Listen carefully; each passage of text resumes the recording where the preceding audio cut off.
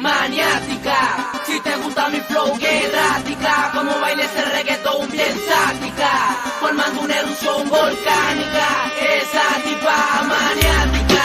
Si te gusta mi flow, que errática. Como baila ese reggaetón bien sática, formando una erupción volcánica. Esa tipa Hold on, quieta que esto te encrochado. Yo vengo pa' ti bien disparado. Dale, pégate mi al lado, que esto está garantizado. Que después de un par de tragos nos vamos por otro lado. Por otro ya en el poker, después de aquí pa'l mote. Si se quiere y no, mi cuento se lo hago los poker. Arreglándose el escote, senta su perfume dolce. No hay quien la soporte cuando se monta en un coche. A ella le gusta el golpe y le gusta salir de noche. Conmigo bien a fuego, me calienta más que un joven. Me pide que le entone, que si me pego responde. Conmigo se va bien hondo y pa' que le rompa ese bumper. Maniática, si te gusta mi flow, que errática. Como baila ese reggaetón bien sática, formando una erupción volcánica. Esa tipa maniática. Si te gusta mi flow, que errática. Como baila ese reggaetón bien sática, formando una erupción volcánica. Esa tipa. Quieren correr con ella, la pateo y no se queja. Me pide que la someta, me le pego y se le peta. No me importa que te aquieta, traigo lo que te aquieta. Pónteme coqueta y verás que se me altera. Dame ese paquete y métele piquete. Quiere que la trepen, el que no da que le como el filete. Ella se compromete y yo soy su jinete.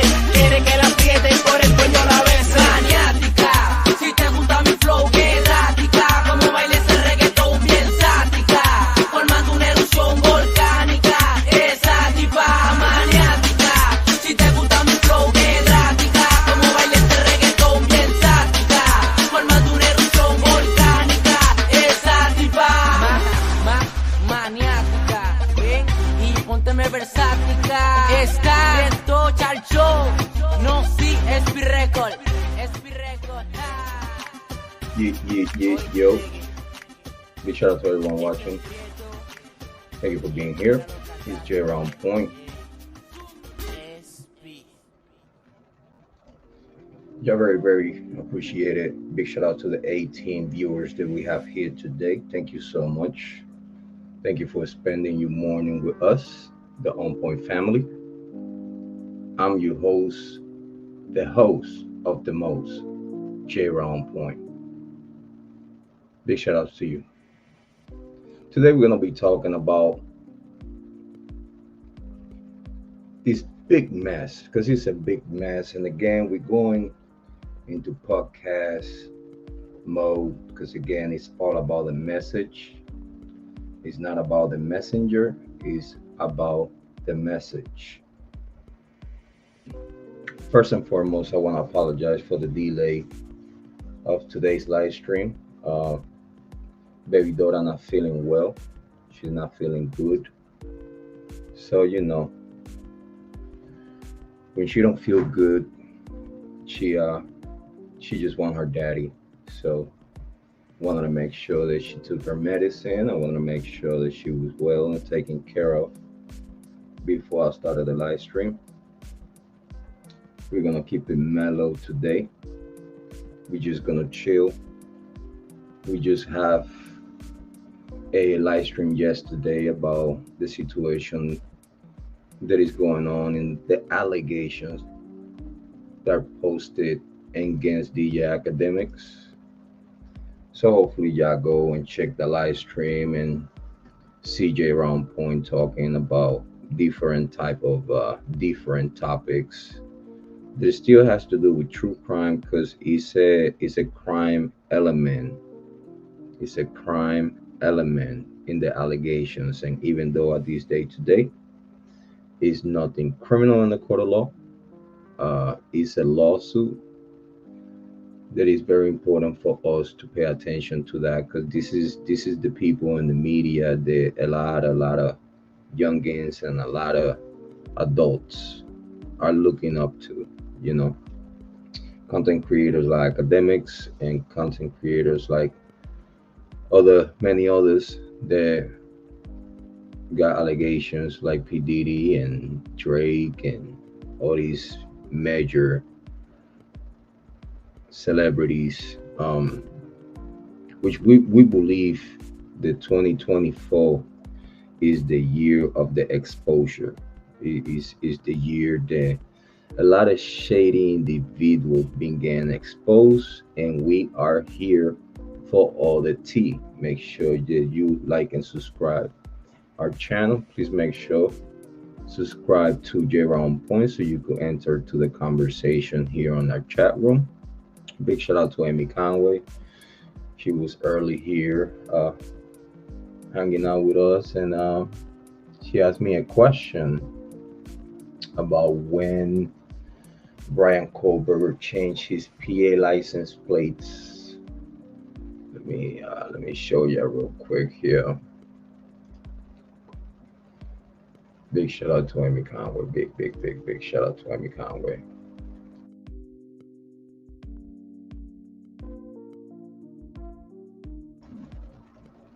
Big shout out to Amy Conway.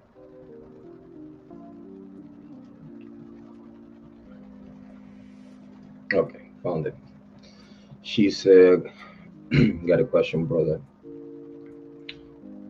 Do we know when BK changed his license plates from PA to Washington? Yes. The answer is right there. Bryan Kohberger changed his license plates on November 18. In November 18. Which, if you are thank you for that question. It's a very, very important question because it's a lot of narrative that are coming out far as the license plates, and it's something that we need to understand. And it seems like this is around the time that we start in the live stream. And here we go. Big shout out to everyone that is here. It's Jrod Point. It's a very particular detail about the license plate on Bryan Kohberger's vehicle. Because if you ask me, in my personal opinion, I believe that is no indication,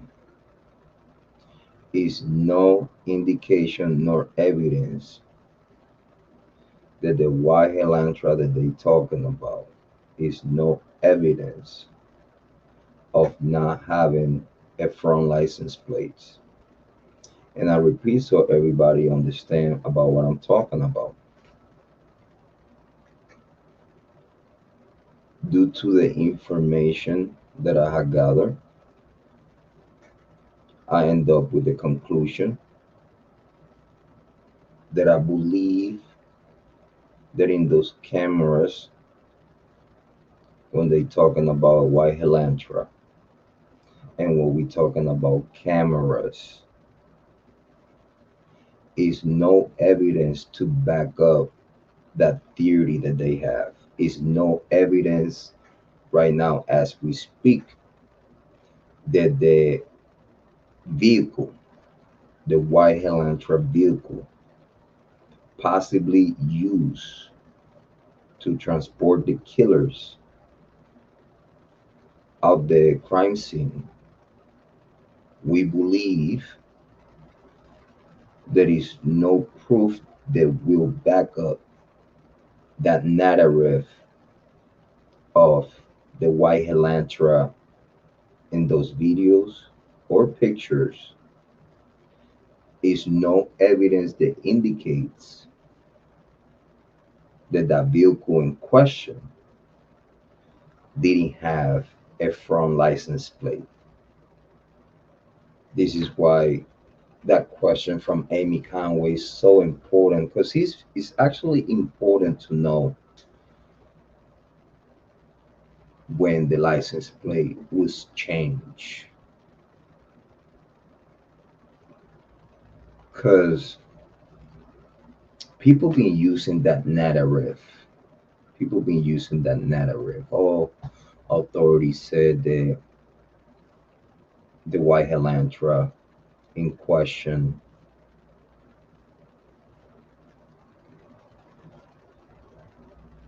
didn't have front license plate. That's the narrative.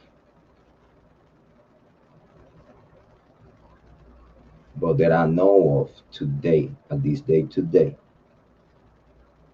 we believe there is no proof to back up that narrative.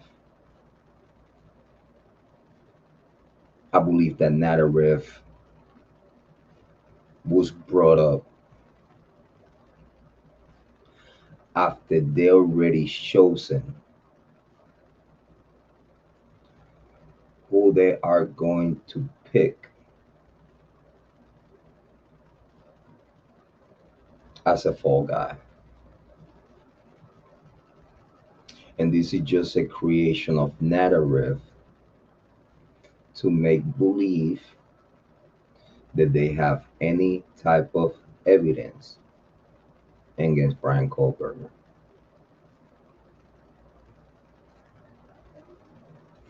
Let's be clear. Is no cell phone data. And I want to make an emphasis with what I'm saying right now, so like that y'all understand the purpose of this conversation. The purpose of this conversation is to make people understand that what authorities been telling you since day one, everything was a lie. Was a lie, Jrod. Anything that they brought up against Bryan Kohberger is a fabrication. This is my personal opinion based on the information that I have gathered. They may believe the viewers, the listener, the customer, the consumer. They make him believe a narrative towards an individual that they chosen, they pick and choose. They chosen Bryan Kohberger as a fall guy. And I want to be very clear with my words.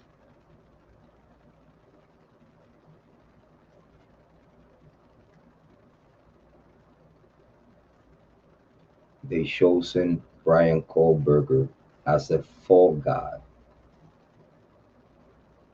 to keep the community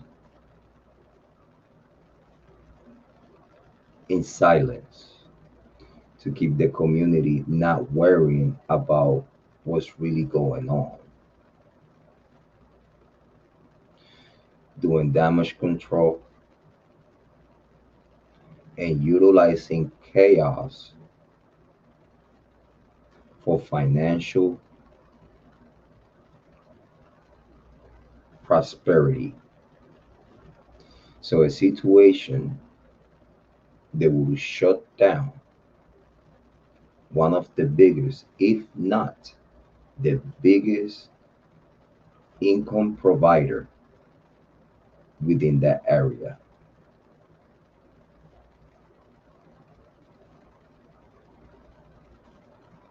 A situation that would have brought down fraternities, that would have brought down sororities, that would have brought down a great 1% council.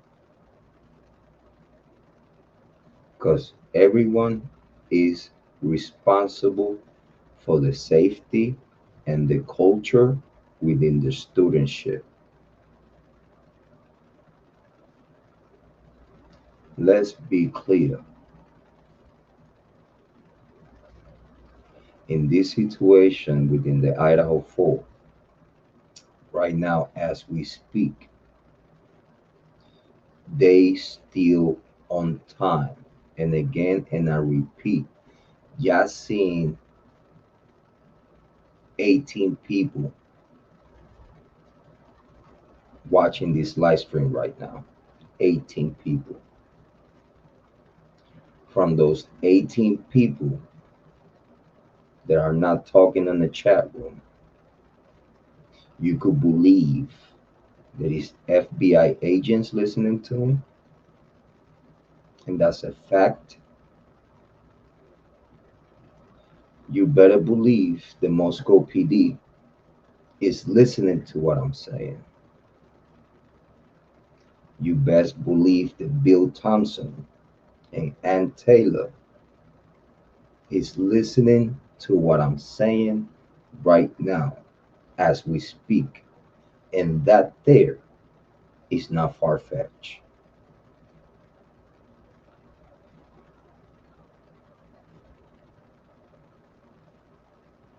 We got 18 listeners right now. That within those 18 listeners, I promise you,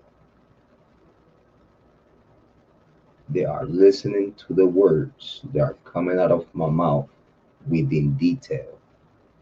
Because they know that I know. And that there is a fact. They know that I know. I have make sure that they know that I know without no type of fear. Because in case y'all don't know me, my name is Jrod Point. That means that I'm on point at all time. And I'm lucky and blessed to have the mentality and the smarts that I have to survive for the past 47 years. A world of darkness, a world of crime, a world of the streets that y'all don't have no idea about. I survived the jungle.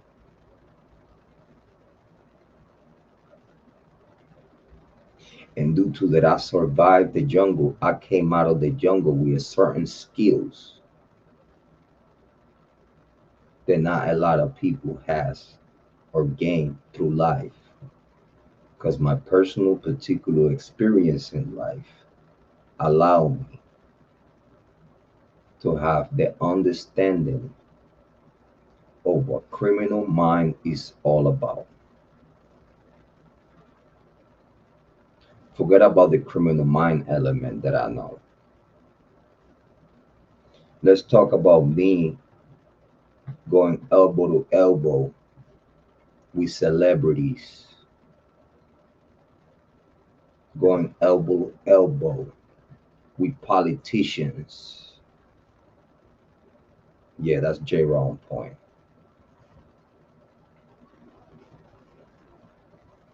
A guy, a man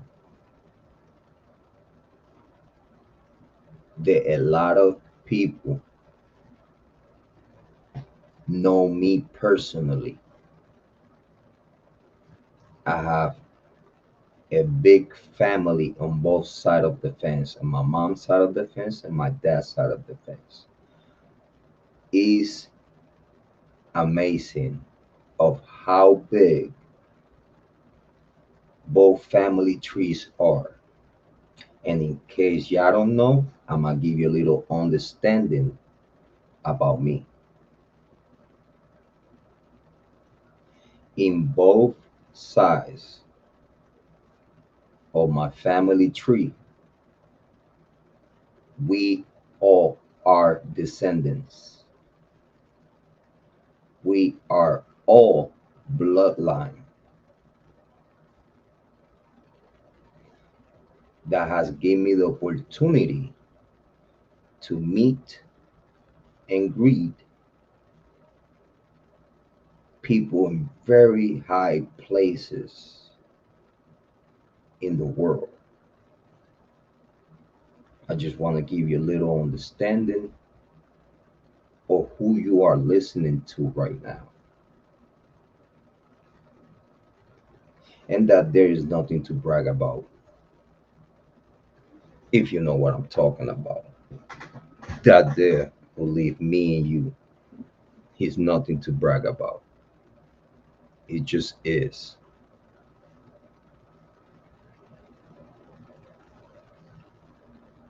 So due to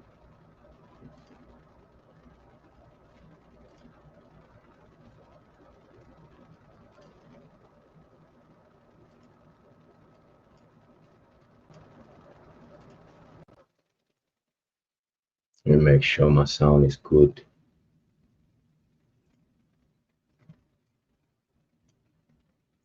Let me make sure my sound is good because we getting into the meats and potato. So due to my family tree in both sides of the fence, I had the opportunity to learn a lot of things in life that a lot of people don't get to learn, like how the rich and powerful think. And I want to make that very clear. I learned how the rich and powerful thinks.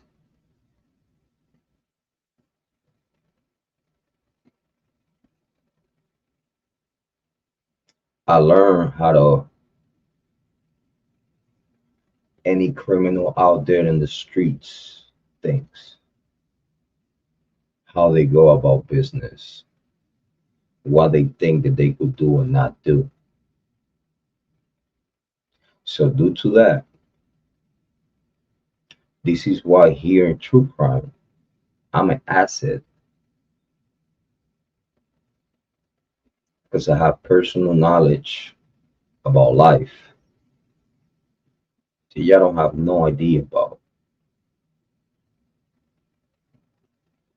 And it's hundreds to thousands of people that know me personally and they know what I'm all about. So when people go out there and tell you whatever about Jrod Point, understand there is thousands upon thousands of people that could tell you about my character. They could tell you about the man that I am. I don't fucking play. I don't play. I'd rather to tell you what you don't want to hear than tell you what you want to hear that will make you feel better. But it's a total lie. I'd rather to tell you the truth. And if it hurts and it doesn't hurt your feelings, then that is all on you. But my job here is to make sure that while we having a conversation, I give you 100% what I know. I'm not gonna go around it and start making it make information fabulous because in true crime, a lot of content creator has not learned that in true crime, even though if the information that you get about a case go the opposite way of whatever is the public narrative, you as a content creator, if you know that you have the right information, is your duty and it should be mandated for you to follow the money accordingly, follow the information accordingly, follow the details accordingly.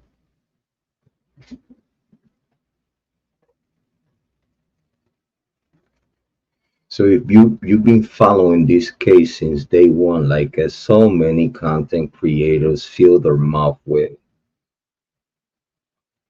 because again, you hear those content creators out there, yeah, I was following the case since day one, but everything they say and talk out of their mouth, for those that actually been there investigating this case like myself since day one, I get secondhand embarrassment when I hear this bunch of idiots that want to make believe that people information that they think they found out and they gather through the same information that the authorities put out. And this is what I was telling people, that just because the information that is in the news media outlets right now as we speak is toxic against Bryan Kohberger, you need to understand that all information in news media outlets, it comes from the prosecution. You need to understand is no one else besides the prosecution, is no one else but the prosecution that is delivering this information to major news media outlets for them to run the narrative. Big shout out to Johan. Thank you for being here. Very appreciated. Johan is in the building. Thank you for being here. It's always a pleasure to have you here. Big shout out to Johan. Johan, we having a little, we having oh, good job, Johan. You're a hard worker lady. You work a lot. Big shout out to you. We commend you for that. Big shout out to the whole family out there. Johan, today we keeping it mellow. We keeping it very mellow, straight up focus. We keeping it mellow. My daughter's a little seeky. I'm paying attention to that, making sure that she's well taken care of to the 100%. That's why I'm a little late in the live stream. So I had to take care of my baby daughter. I just want to let you know why we in the mellow today, because I want to make sure that she get a good sleep. I want to make sure that the vibe is correct. You know, I just want to make sure my vibe is to the 100% correct. You know, she just got home from work, working overtime, getting that paper. Big shout out to you, John. Big shout out to you. We are very happy to have you here with us. Appreciate you. Mama Bird. Yeah, everybody's doing well. The baby's a little sicky, but she's fine though. Nothing serious. Just a little runny nose, and when she get a little runny nose, she only wants her daddy. When she's sicky, you know that she don't feel well. She just want her daddy. She don't want no one else. She just want to make sure that daddy take care of her. But big shout out to you, Joanne. Just to let you know, earlier we was talking about. Now let me see what you got here. Okay, good. Oh, thank you though. I appreciate you. You're a great mother too, Joanne. Thank you so much. Very appreciate it. Um, yes. Thank you so much. Yeah, Mama Bear was trying to, you know, handle the baby and make sure the baby was comfortable and stuff. But the baby again, I've been taking care of all my kids since they was born. So I believe they understand that the little special treatment and whatnot that the daddy put to work and make sure that they comfortable and baby them. So yeah, she's very attached to her daddy. So you want now that you're here, I just wanted to let you know, give you a little update. We was talking about how important is the license plate situation within this narrative that they have brought to the table. Uh, we was talking about the license plates were changed in November 18. Correct me if I'm wrong. Um, in my notes, I have it in November 18, 2022. And then, in my firm belief, due to the information that we have available, is no proof at this day today, as we speak, is no proof that that narrative that they pushing about the vehicle, the alleged vehicle. Because remember, everybody's saying that this is a white vehicle. Is few colors. I would like to say is few colors that in a white in a black and white footage, they all are going to look white. This is a problem that the prosecution has at this day today. Besides the footage that you probably has available, how how or who told you that this vehicle that you have in the screen is a white Elantra? What tells you, first and foremost, what tells you that that's a white Elantra in the footage? Because it's a lot of vehicles that look just like. I could give you an example.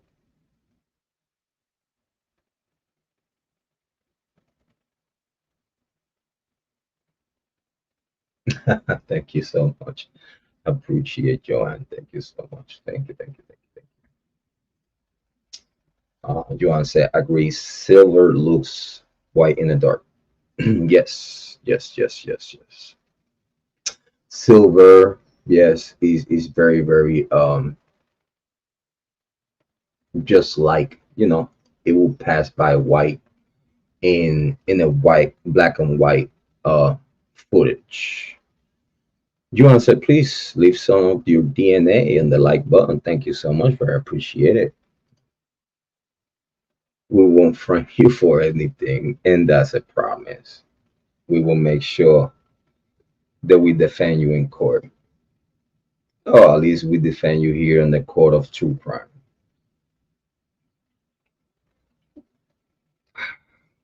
Big shout out to you, and thank you so much. So,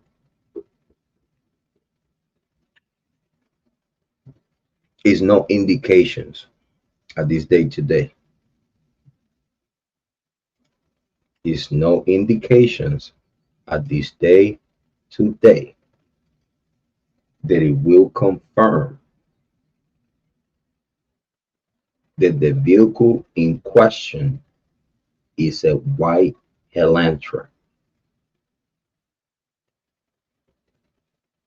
Is no indications at this day today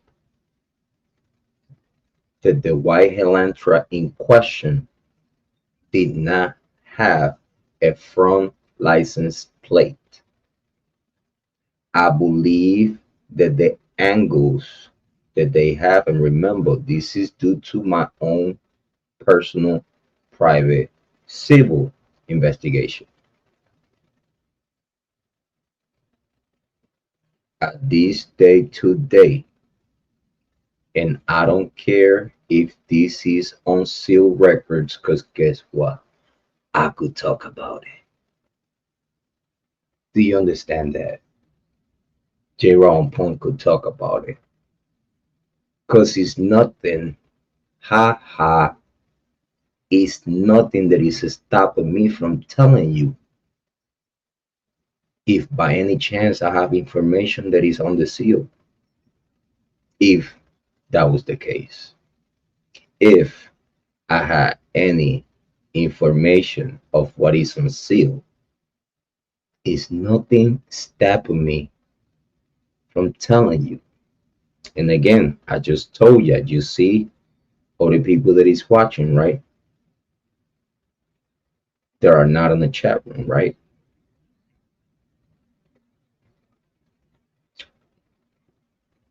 Won't you think that the FBI, Moscow PD, and the powers to be within investigation, do you really think that me letting my presence felt 2 weeks after the murder happened, 2 weeks into the investigation of this tragedy, I made my presence felt with Moscow PD? Okay, that was 2 weeks after the murders. 2 weeks after the murders, I already closed my case and I passed all my information to Moscow PD.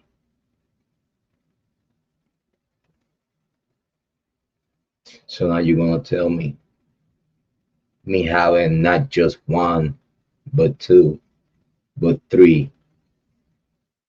Hmm? Captain Dillinger, big shout outs to you. I spoke with him once. I was trying to talk to Chief Fry. Hmm. That was actually my whole intention when I called. I just really wanted to talk with Chief Fry. He would love to hear what I gotta say. And believe me, he would be so pleased to hear from my voice everything I know.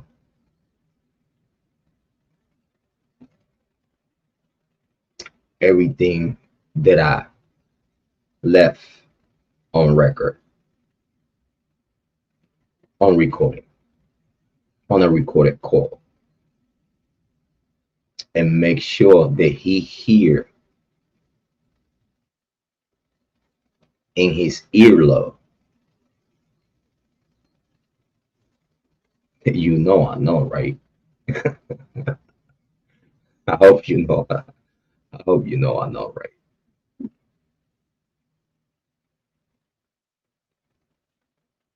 Why? Why I wanted to talk to Chief Fry? Because don't you think that Chief Fry already know the Jrod Point, this true crime content creator, small, little, tiny YouTube true crime creator, super pro cyber sleuth cadet? Yes, I did not know that I had this talent until I had to use that talent to get to know what I know. Sometimes I scare myself with the shit that I do that I know that I could do to get to know what I want to know. Believe me, I just sit here and I look at the screen and I just think like this is super wild. It's super wild that I could just, I don't know, take a flight, take a drive, make a phone call,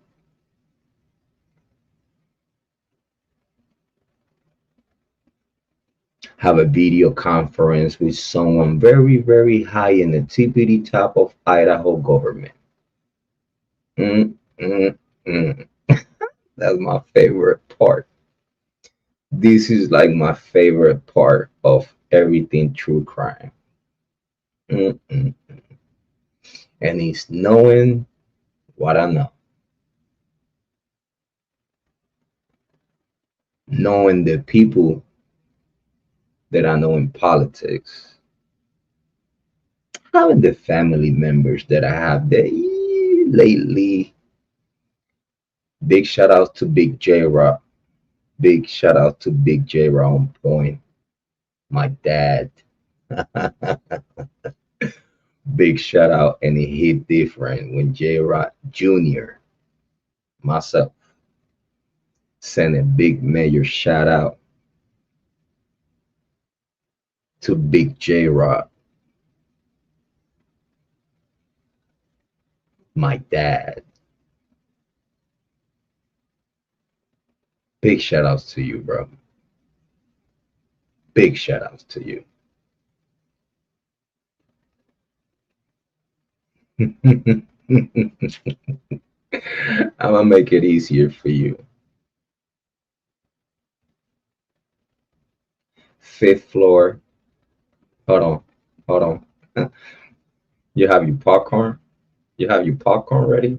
I'm just gonna give you a hint about my dad. I'm just gonna give you a hint.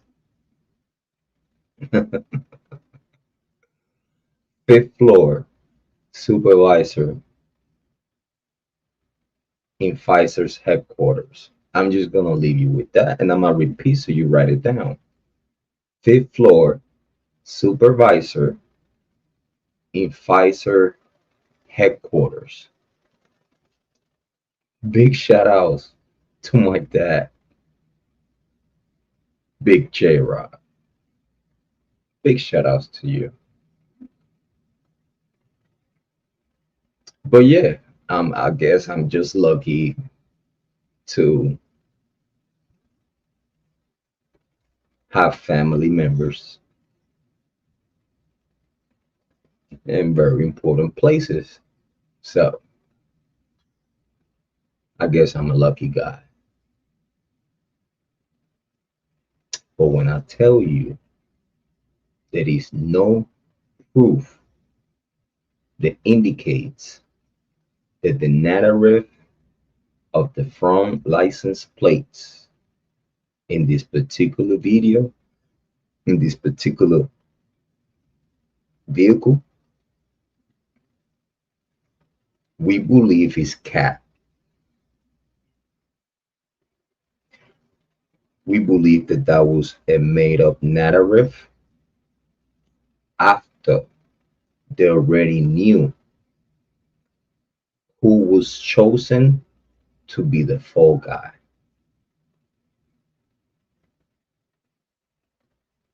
Because remember, they had two options. Remember, they did not investigate the white elantras that they have available in Moscow, Idaho. They did not investigate the white elantras within the University of Idaho. They did not.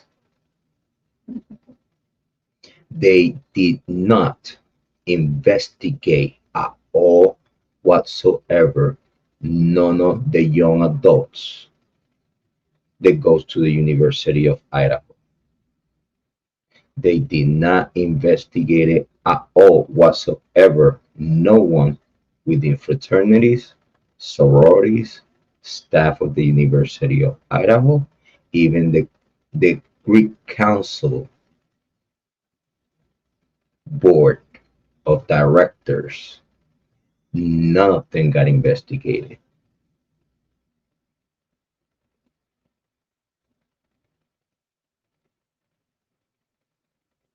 So, if no one got investigated by authorities within the inner circle,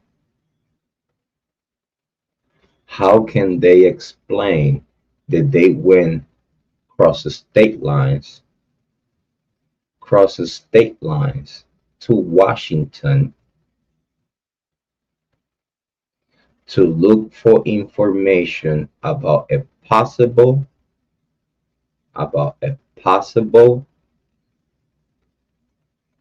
murderer murderer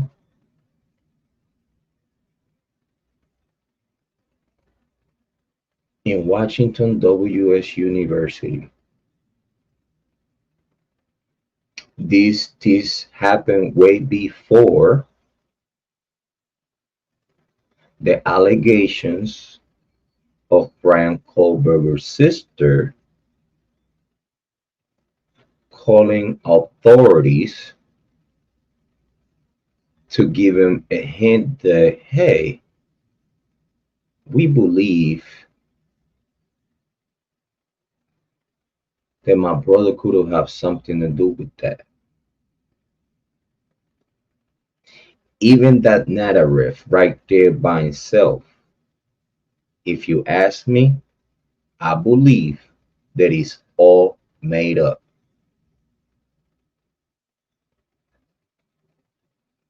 I believe that it's all made up. I don't think and I don't believe that a Kohberger sister called authorities to throw her brother under the bus.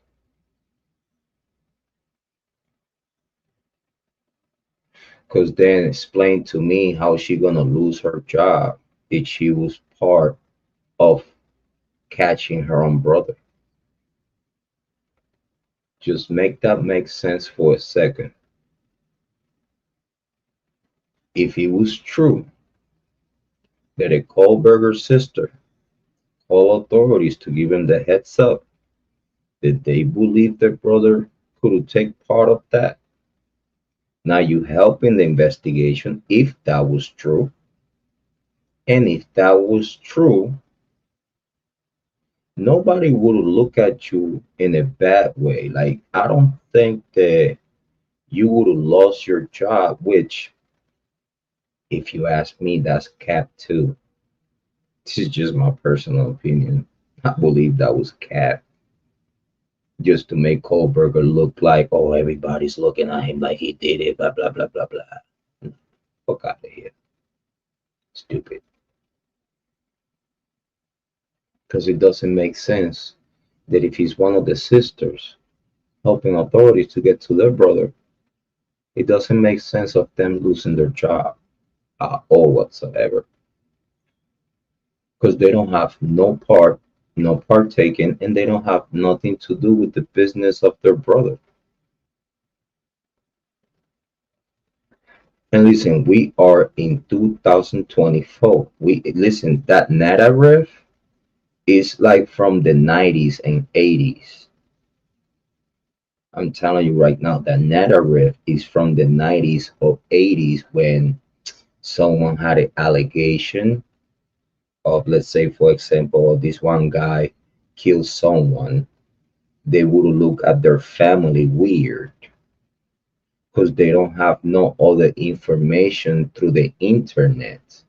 Because in the 80s and 90s, the internet was not a thing. You know, it's more communication and exchange of information now through the internet that it will give you more facts of whatever is out there, and people will be more informed of what's out there and definitely have a more open mind into situations like that. Because at this day today in 2024, I would like to believe that if you heard that someone committed a crime, it don't matter how heinous is that crime, right? You will not have their family members paying consequences that are not due to them. We are in 2024. People need to start thinking out of the box. You know, people need to start coming out of the brainwash that the news media outlets and the TV and radio put there for you to consume. Let's be clear, ladies and gentlemen. Bill Thomson, and I'm going to put it on the screen. Prosecution don't want to face the music that Ann Taylor is playing for them.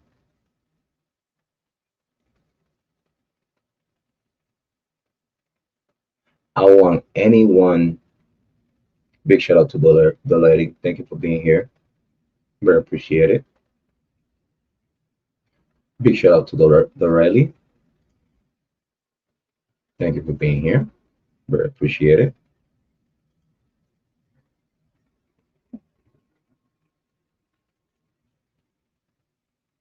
I want anyone, okay? I want anyone to tell me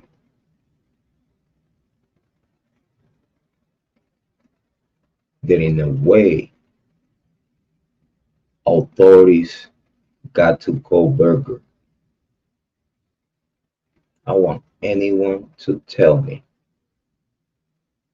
that in a way authorities got to Kohberger. I want you to tell me that that was 100% legit. And I might give you a few hints that will make you change your mind.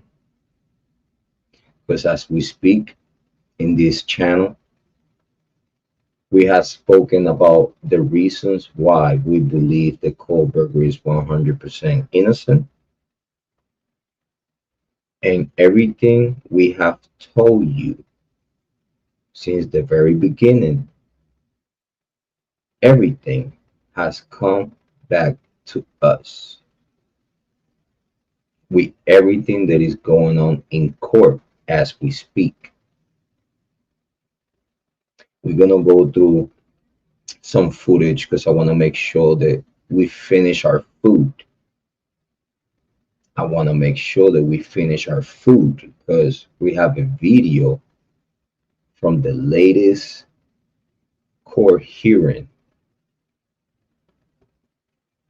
that I want you to pay attention to. And you're going to see and hear the reasons why prosecution canceled the hearings. Yep, prosecution. All these narrative, oh, prosecution, they ready to go. And Taylor not ready. Prosecution is ready to go. Yada yada yada yada. Oh, Aunt Taylor's running away from prosecution. She don't wanna. She's not ready to face Bill Thomson and blah blah blah blah blah. Oh shit. I've been telling you the tactics that the prosecution been utilizing in court to postpone, delay, stall. Everything through a malicious prosecution, and not just a malicious prosecution, but violating Bryan Kohberger's rights to the max, violating the due process that we all need to see in court, especially having a biased judge, which is on record. Judge John Judge is on record being biased towards the prosecution. On record. Thank you, Dolly. I appreciate you, though. On record. Abusing their power in court. Forcing false narrative that they cannot back up in court. I told you that Aunt Taylor been baiting Bill Thomson to put his foot on his mouth. Aunt Taylor knows what they're doing. You need to understand. Aunt Taylor knows against who she's going against. Bill Thomson. She knows how shady Bill Thomson is. She knows. She knows. The Bill Thompson, you just gotta put a little extra money on top and he'll try to force the balance. Judge being so friendly and such a friend with Mr. Green, president of the University of Idaho. Buddy buddies, buddy buddies. Confirm, confirm. The judge, John Judge, is buddy buddy, very buddy buddy with Mr. Green, president of the University of Idaho. Just as well, Bill Thompson is a reason why he been DA for so many years of services. And he's not because he's an amazing DA. Because again, if you compare his record against Ann Taylor got more wins than losses against Bill Thompson. I hope that y'all been doing your homework. I just hope. I totally agree with you, Dorelli. I totally agree with you. Totally. To the 100%.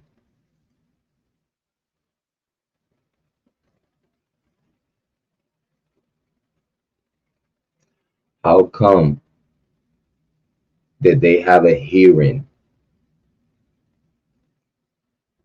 to talk about a hearing to see if it's going to be open and closed? And I repeat, how in the heck you have a hearing to see if the upcoming hearings for such an important topic, discovery,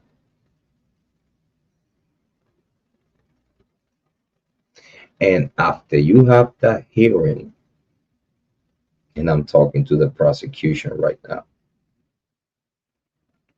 after you fall so fearless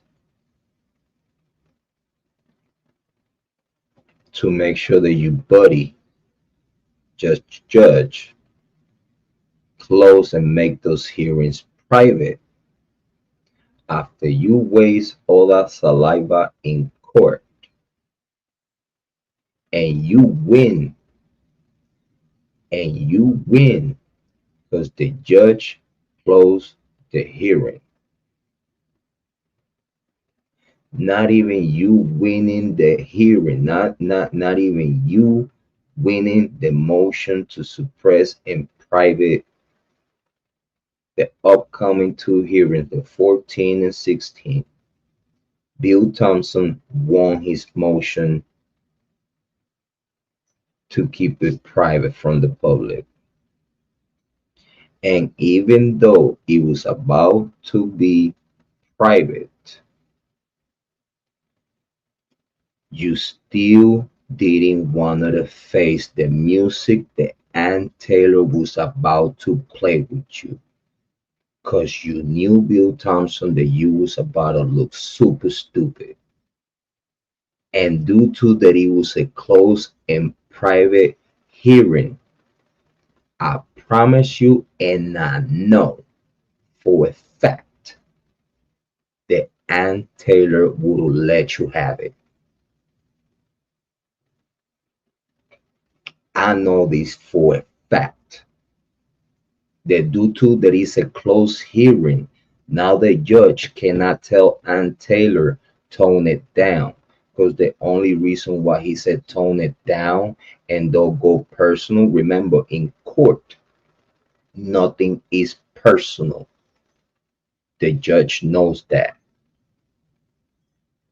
The judge knows that any business in court is not personal.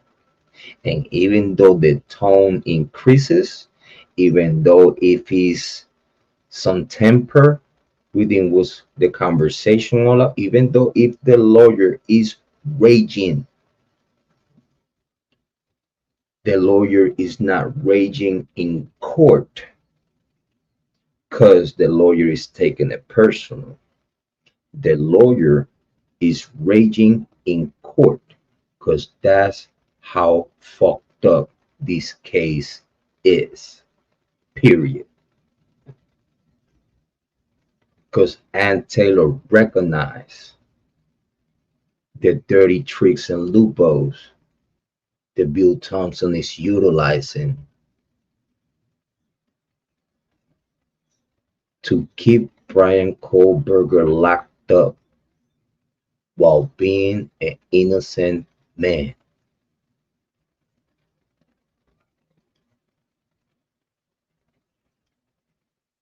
No other content creator could talk to you about the Idaho 4 case like I talked to you about. Because big and small content creators are not afraid, but due to they do not have the information that I have about this case, they cannot for sure tells you if Bryan Kohberger is innocent or not. I'm the only a YouTube true crime content creator, super cyber sleuth. I'm the only one that could tell you without any type of fear or doubt in my heart that Bryan Kohberger is to the 100% innocent. And that's due to the information that we have available at this day today.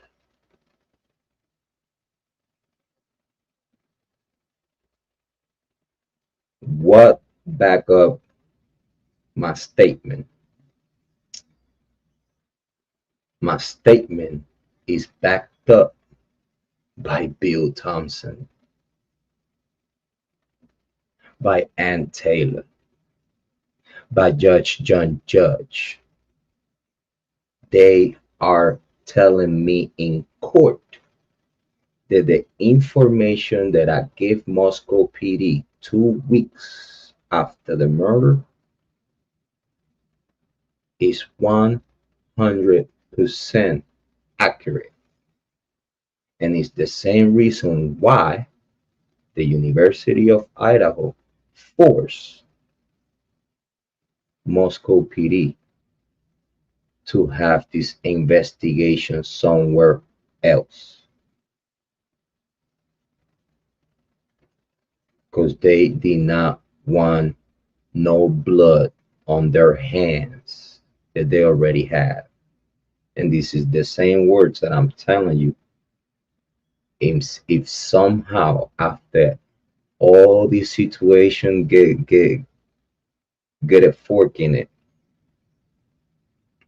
I wish that somehow I could request my conversation with Moscow PD and I will play it for you.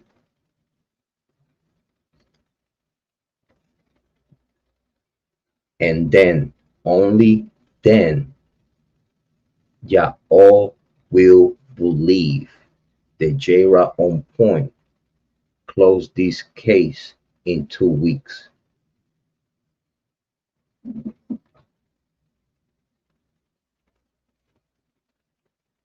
I closed Kiely Rodni case in a month. Who the fuck you talking to? I did close Kiely Rodni case in a month.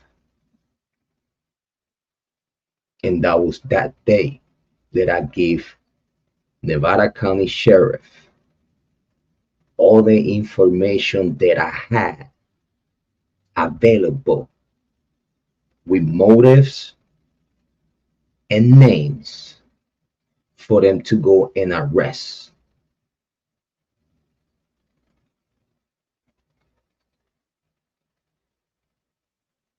And I also told them, you just gotta do it. And listen, just go over the surfaces of what I told you. Just do a little run through what I just told you and do your own investigation. Just just do a little scheme over it. Just do a little homework. And this is what I told Nevada County Sheriff.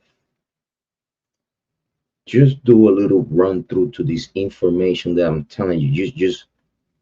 Just do it. You won't be able to deny me. Oops, the FBI got it.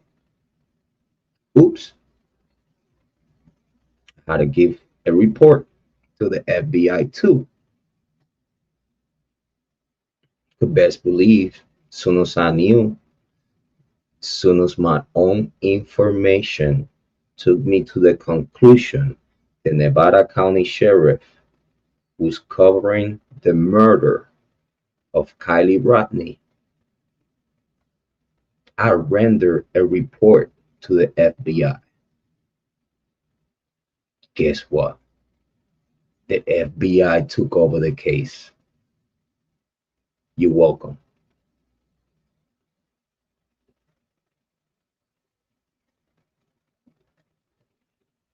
The same thing happened with Idaho 4. I got involved right away. I didn't waste no time. And due to the experience that I gathered within the Kiely Rodni case, I went hands and feet to the Idaho 4. Because since day one, that I hear the very first reports, day one, I knew that they were using the same deflection tactics, the same cover up tactics they were used in the Kiely Rodni case.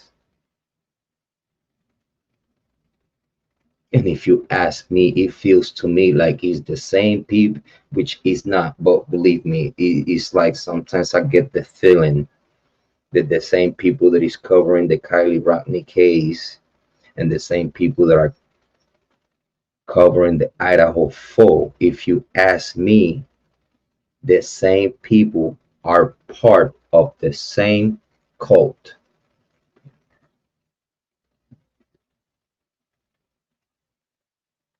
Idaho is not far away from California.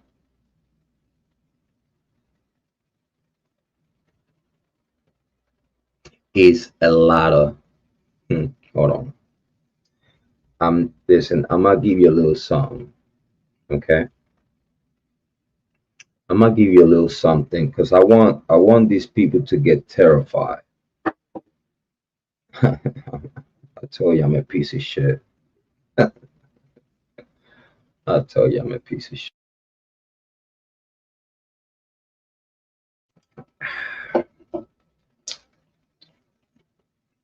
I want these motherfuckers to freak the fuck out.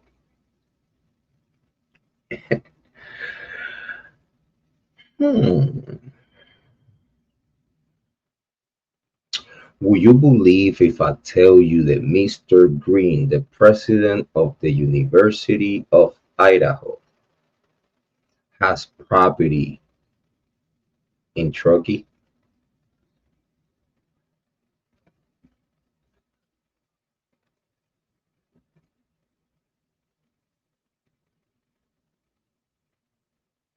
Will you believe if I tell you that Mr. Green has property in the area? Lake Tahoe? Ring a bell? Mr. Green, Lake Tahoe, Billionaires Road, same cult. Will you believe that? Do your homework. In the same way I said when I was talking about the Kiely Rodni case. I got a gut feeling. It was like something told me, like little birdie told me, like, nah, I don't want to say something, but a little birdie within the investigation of the Kiely Rodni case, a human, a living, breathing human. Big shout out to Squirrel Nuts. We miss you. Resident of Truckee. Confirmed resident of Truckee. Big shout out to Squirrel Nuts.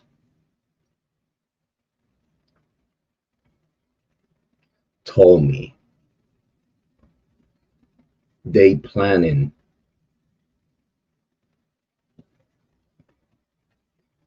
to have an event. She called it an event that it would take all the attention from the Kiely Rodni case to this new event. When she told me that, I didn't cut it in the air at the moment. I did not cut it in the air.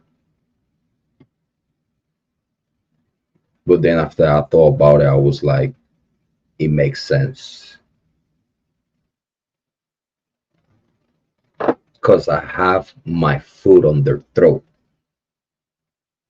It makes sense to me because what I was bringing to the table about the Kiely Rodni case started to take traction. A lot of people starting to believe that this was not an accident at all whatsoever. And it got to the point that it didn't matter if they have, listen, it got to the point that big content creators were getting comments telling them that they capping.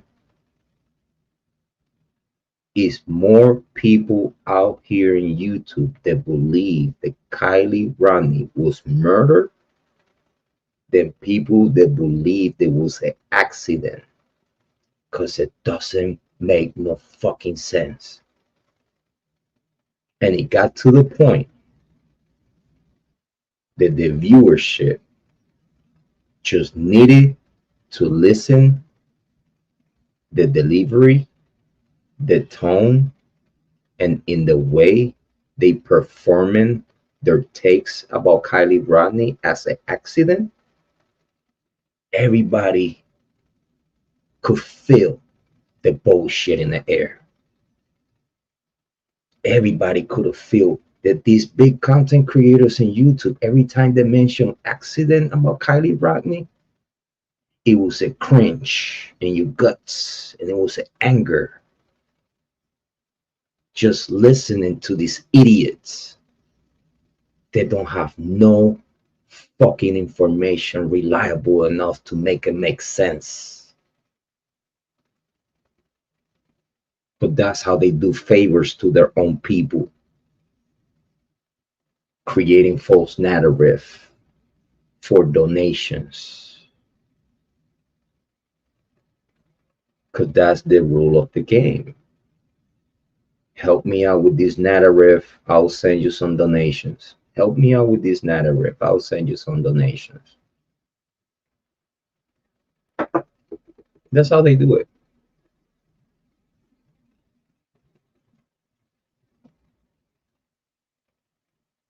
But it didn't matter if it was a major big content creator that said that. You could see the comments on the chat room. You could see the comments under their videos. Ain't no one believed that Kiely Rodni was an accident. Ain't nobody at this day today, after so long, with this case still open at this day today in the hands of the FBI, did confirm exactly everything that I was telling you about the Kiely Rodni case. Because if it was an accident, the FBI would have never had it on their hands. And the FBI, after a year, they still investigating. I would like to say at this moment, it's all about negotiations. I would like to say at this time, In the Kiely Rodni case, it's all about negotiations, about this is what you're gonna give me, this is what I'm gonna give you.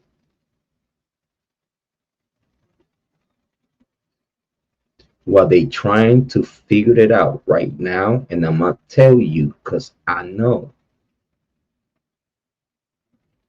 what they trying to figure it out. Big shout out to Amy Conway, thank you for being here. Big shout out to Amy Conway, big shout out to Dot Eliane, thank you for being here. Big shout out to Joanne, thank you for being here. But at this day today, guys, I know that the FBI, state attorney, are in conversations with the lawyers of the possible suspects. I know for a fact they are negotiating a smack on the wrist.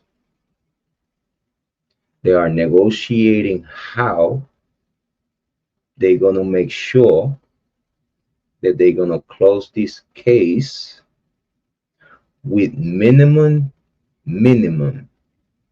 consequences for the killers. They negotiating a little smack on the wrist for the killers. If you ask me, I'll tell you that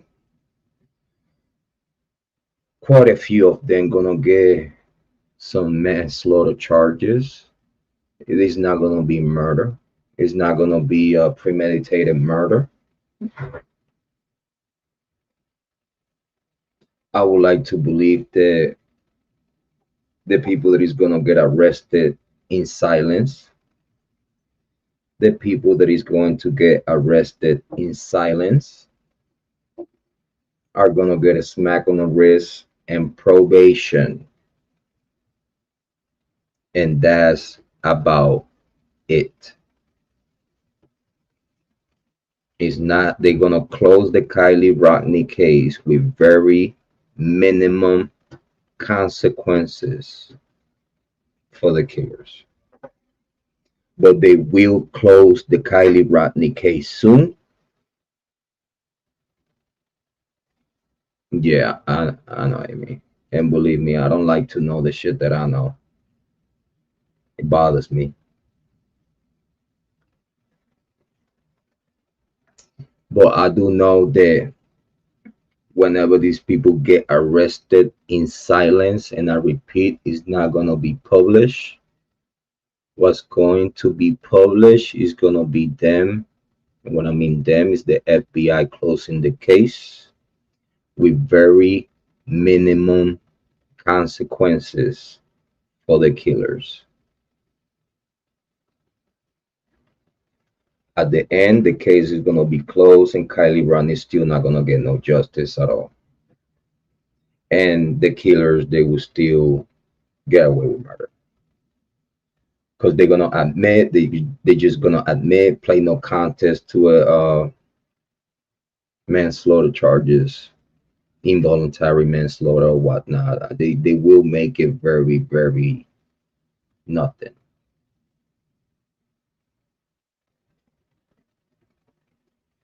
And if you ask me, at this day today, FBI, if you're listening, prosecution and defense team, even judge, if you're listening, because I know y'all are behind the 25 people watching right now. I know this. I know that. Idaho 4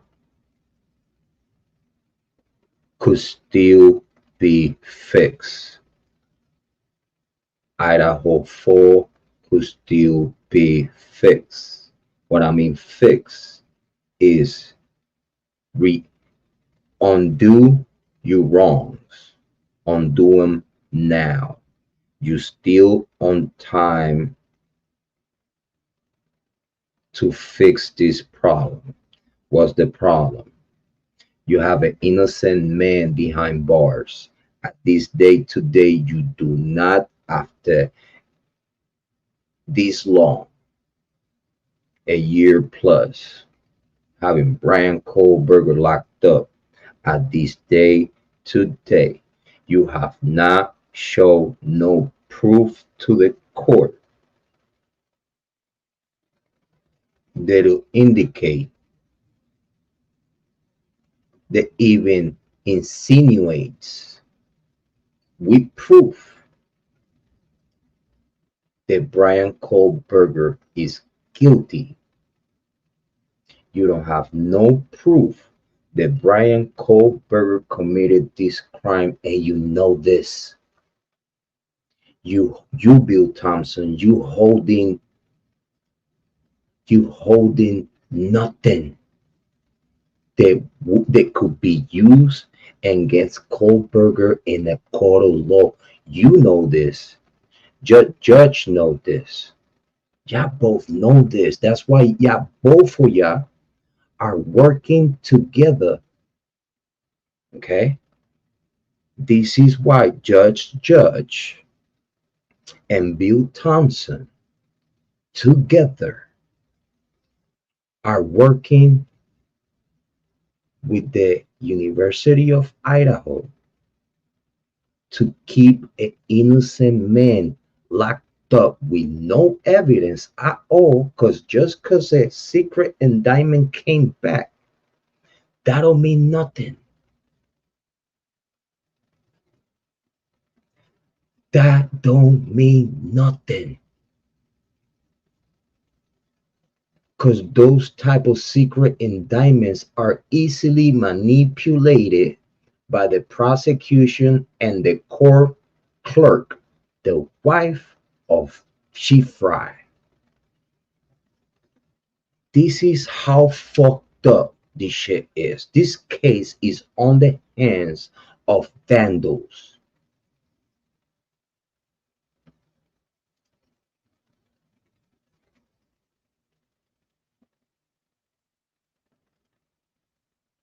This case is on the hands of vandals. The criminal history of the vandals is well known. The corruption of the vandals, and when I mean that, is all these people in places of power in Idaho. It's not just the Layton County, but let's talk about Layton County. Let's just focus on Layton County.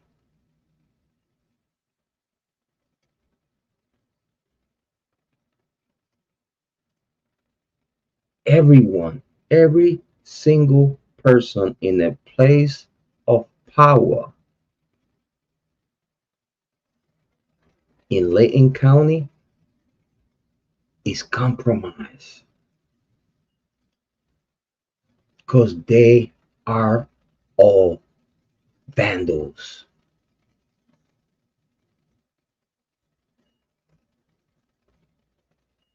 Just think about this for a second. Let's say if what I'm telling you is true, which I know is true, and I stand on that. I know is truth, and I stand on what I've been sharing with you this long. I stand on that. And let's say everything that I'm telling you is true. Let's play devil's advocate. Let's say that everything that I'm telling you here is true. And the Idaho 4 is nothing but a cover up to protect the real killers, which are students from the University of Idaho, the peers of the victims.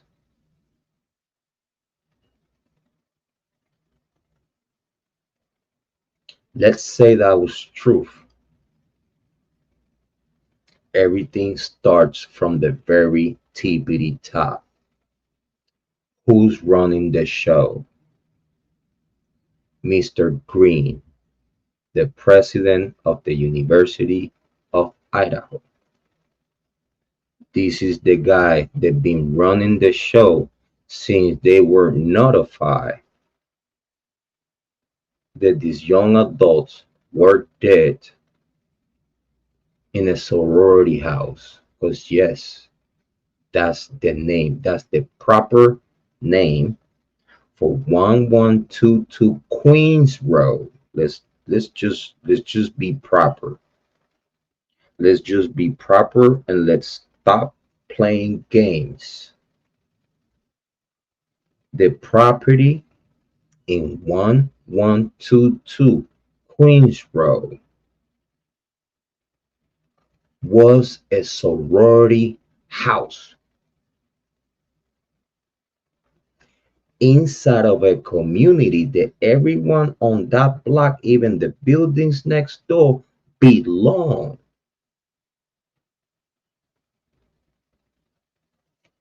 Is owned by the same owners committee of the University of Idaho. Because every property that is on that block belongs to the Greek Council. This is a Greek style community of one percenters, the very elite in the university. So now you're going to tell me, you're going to tell the people, the very 1% of the Greek community got killed?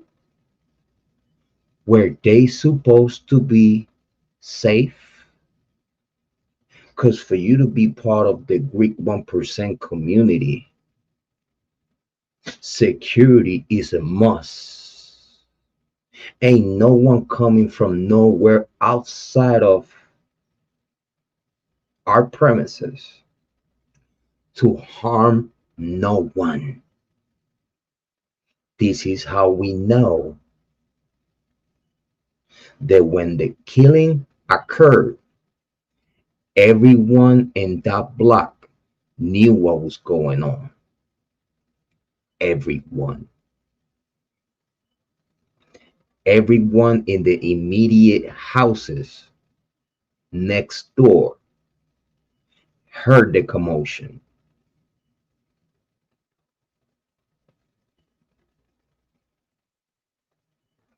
I did answer you that question, Amy. I did answer. I think you wasn't here when I answered you, but I did answer you like right away. It's right here, honey. Bryan Kohberger changed his license plates on November 18, 2022. I got you, sis. I got you to the 100%. Got you. November 18, 2022. Landor involved activity with the house. He made yes. Here's the thing. This is how you know.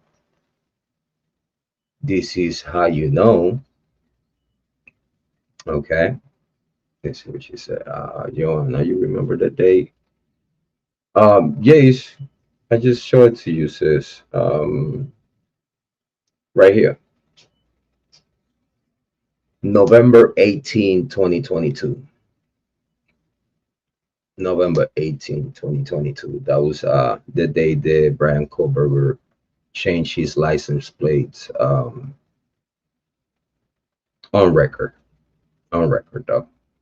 Oh no, you good. You good, sis. You good, sis. Don't worry, you good. And this is what we're here for. We're here for to share this information and make sure that you have the best information available. No worries, no biggie. We're here for that. Thank you, thank you, thank you, thank you. Oh, you don't have to apologize at all whatsoever, sis. You good. You are home.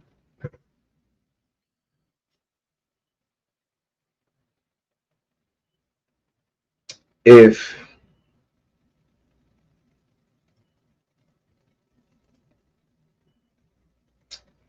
this residence was owned by someone that don't have nothing to do with the University of Idaho. No, thank you, sis. Thank you to the 100%. I appreciate you for being here. Thank you so much. If these residents 1122 Queens Road didn't belong to someone within the board,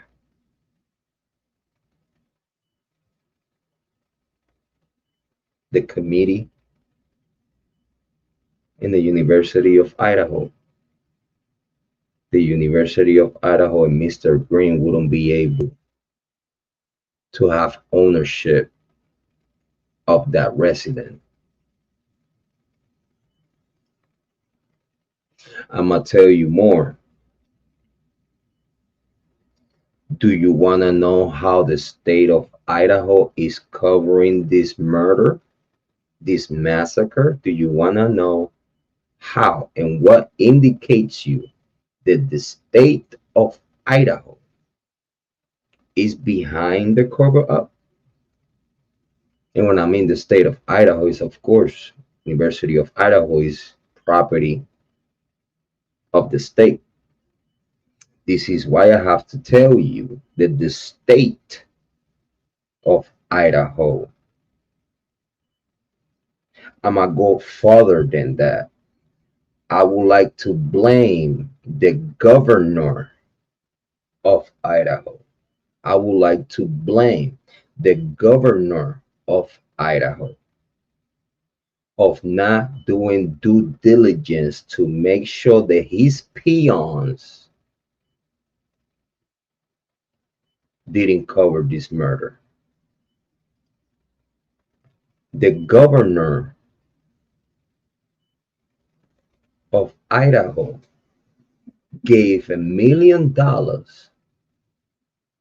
the University of Idaho and $1 million to Moscow PD.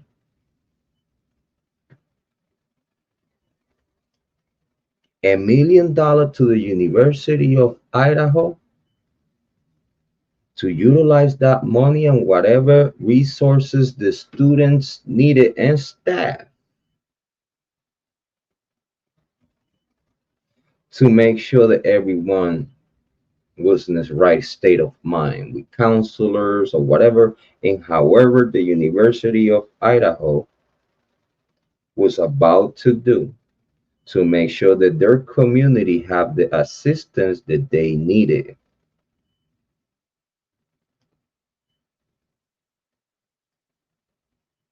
And then give another $1 million to Moscow PD for investigative purposes. So they couldn't complain about funds. They couldn't complain about money. They couldn't say that, for example, they could not say that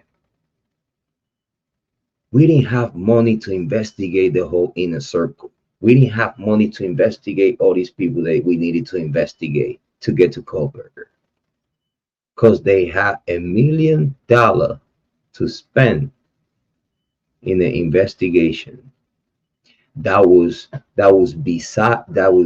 money that it was unaccountable and didn't have nothing to do with the money that Moscow PD already has available to the state funds for them to investigate without the help of the state of Idaho. Like, for example, Moscow PD has the funds to investigate, to launch a full blown investigation at any given second. The funds are there. So now on top of that, you get $1 million on top of whatever you have available as we speak. And you did not investigate the inner circle. You cleared the inner circle in a week. Explain that to me. You not just clear the inner circle after you came out with that bullshit narrative about the white Helantra. You couldn't even investigate all the white Helantras in your own University of Idaho.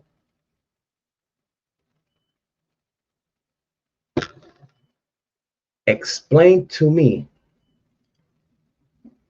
how can you, with all that money, would sit there and in a week you clear not just the inner circle, then after the white Helantra narrative came out, you clear and investigated every single white Helantra owner that he have permit to park in the premises of the University of Idaho. You fucking idiots.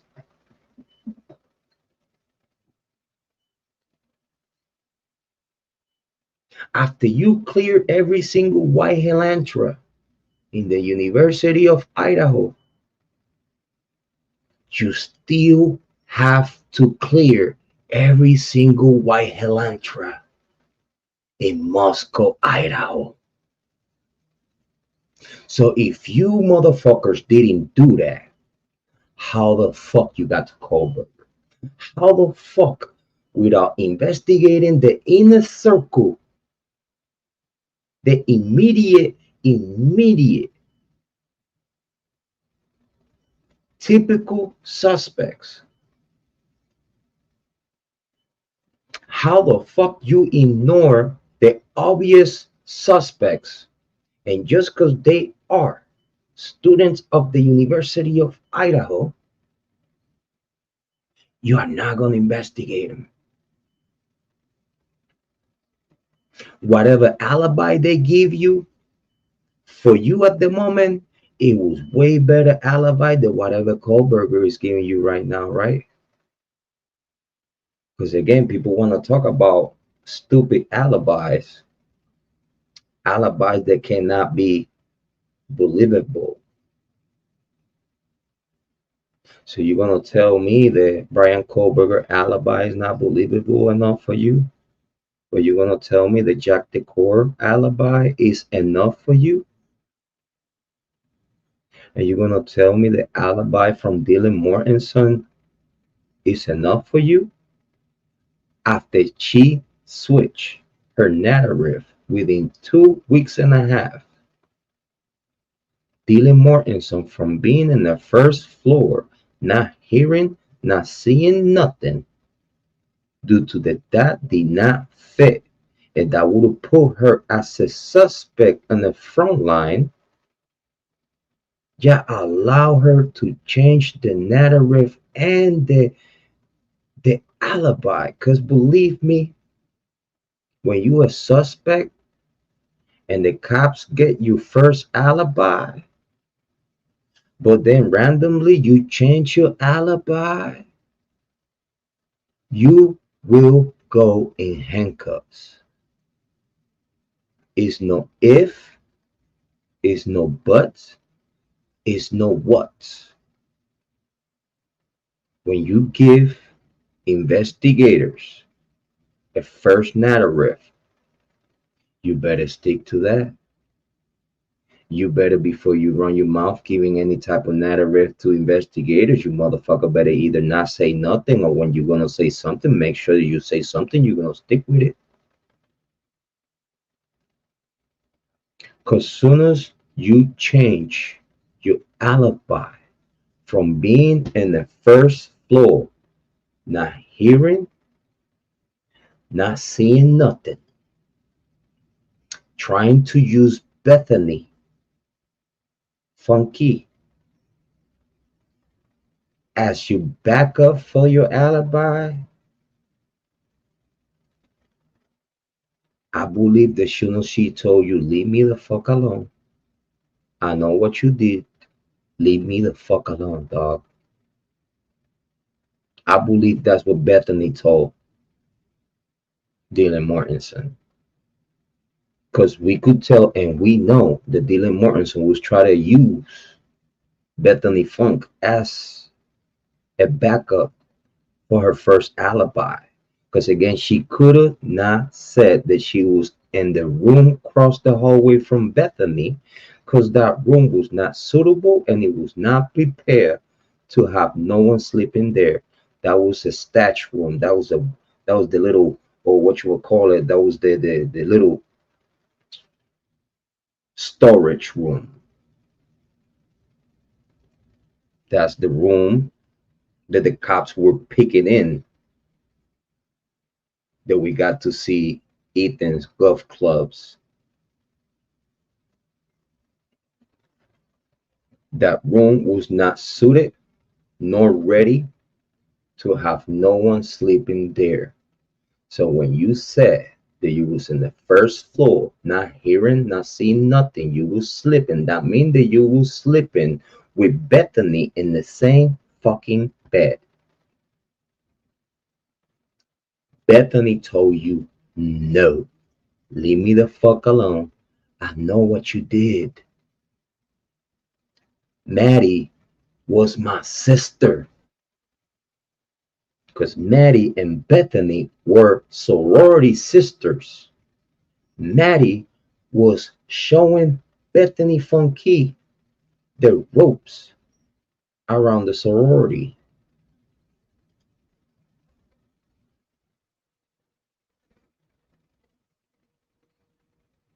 Maddie was teaching Bethany how to go about business with the sorority.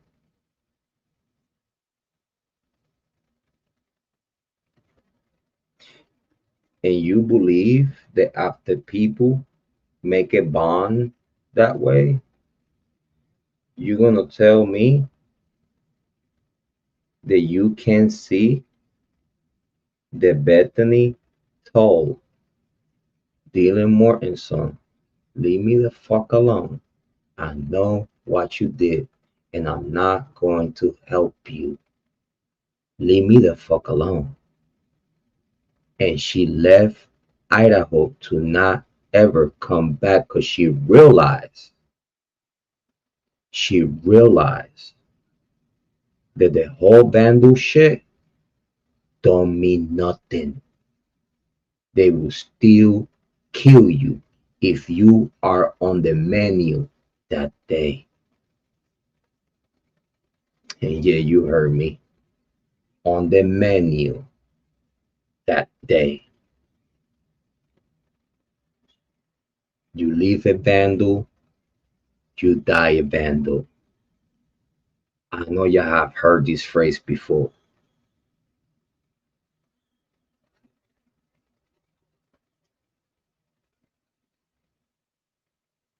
When Bethany told Dylan Mortensen, leave me the fuck alone, that's when Dylan Mortensen changed her narrative.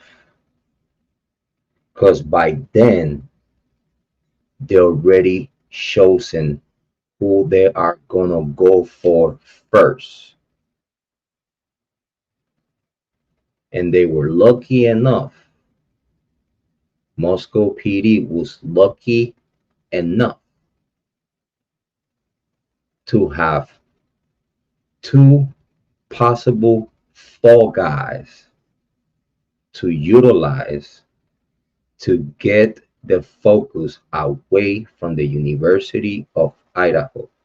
In the same tactic that Sammy Smith utilized in cahoot with LE to keep the people's attentions away from the lake and try to make people believe that this was an abduction. to keep the focus away from them, away from her, and away from the lake. This is how we know that everyone involved, including Lindsay, Grandpa, everyone, even the dad, knew what the fuck she was. They all knew and they couldn't do shit. They know this. They know this. They had to eat that bullet. They had to eat that bullet because it was nothing that they could have done. Nothing. These people own them in the same way, obviously, they own Kiely Rodni because they did with her and her family whatever the fuck they wanted, and it was nothing that no one could do at the moment.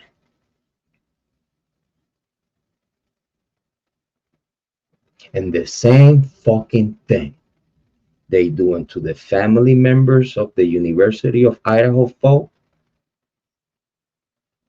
and in the same way they're utilizing the tactic of get the focus away from where the problem is. The problem is within the University of Idaho. The killers are from the University of Idaho. And it might go deeper than that and get all the way to Green, to the president of the University of Idaho. That's how deep the rabbit hole will go. And I promise you, we will find a white rabbit there. Oh, I promise you, we will find a rabbit in that hole. No, Didi. Yeah, no, I'm not reading the comments, but I'm putting the comments because I'm focused right now. I'm putting the comments so everyone that watch the replay and whoever is watching right now see what y'all talking about, and to make sure that we have a chat room healthy. So I want to make sure I'm taking care of y'all, so everyone to see this live stream now as we speak on the upcoming days, they'll see what our moderators and our viewerships are talking about in the chat room. So I appreciate you from the bottom of my heart for the beautiful communication that we have in the chat room. I appreciate really appreciate Amy. Thank you so much. Great conversations going on in the chat room. Please make sure you like, subscribe, and enter to the conversation in the chat room so we could all share our opinion. Okay. This is the same tactic that they're using against the Idaho folk. Because Dylan Mortensen changed her narratives, changed her alibi after Mr. Green in cahoot with Moscow PD. This is way before. This is Bill Thomson. Be on top of it. Bill Thomson, Moscow PD, and Mr. Green. And I believe Judge Judge already knew he was about to take care of this case way before anyone did.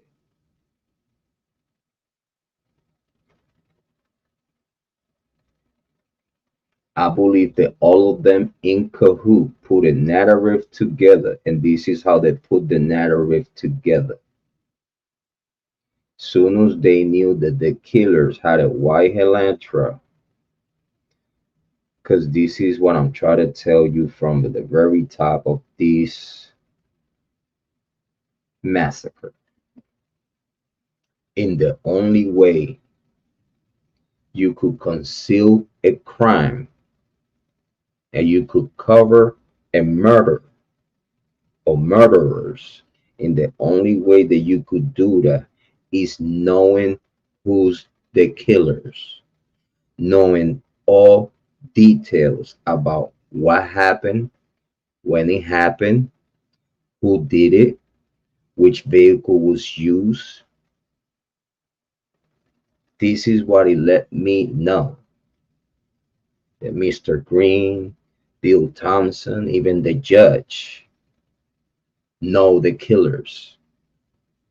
Moscow PD know the killers. They have fully awareness of who are the killers. and they know the killers utilized a white Elantra to get out of Dodge. So knowing this information, knowing everything, now you could craft a narrative around the truth. They will fabricate a narrative due to that they know the truth. They will create a narrative and fabricate evidence against anyone they'll fit the description.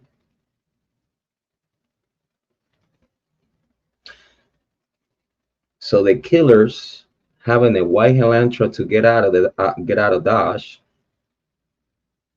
because again, is no one besides Jack Decor, friend from the same fraternity, is the only alibi supporter for Jack Decor, which Jack Decor has a white Elantra at the moment of the murderers. This is a fact.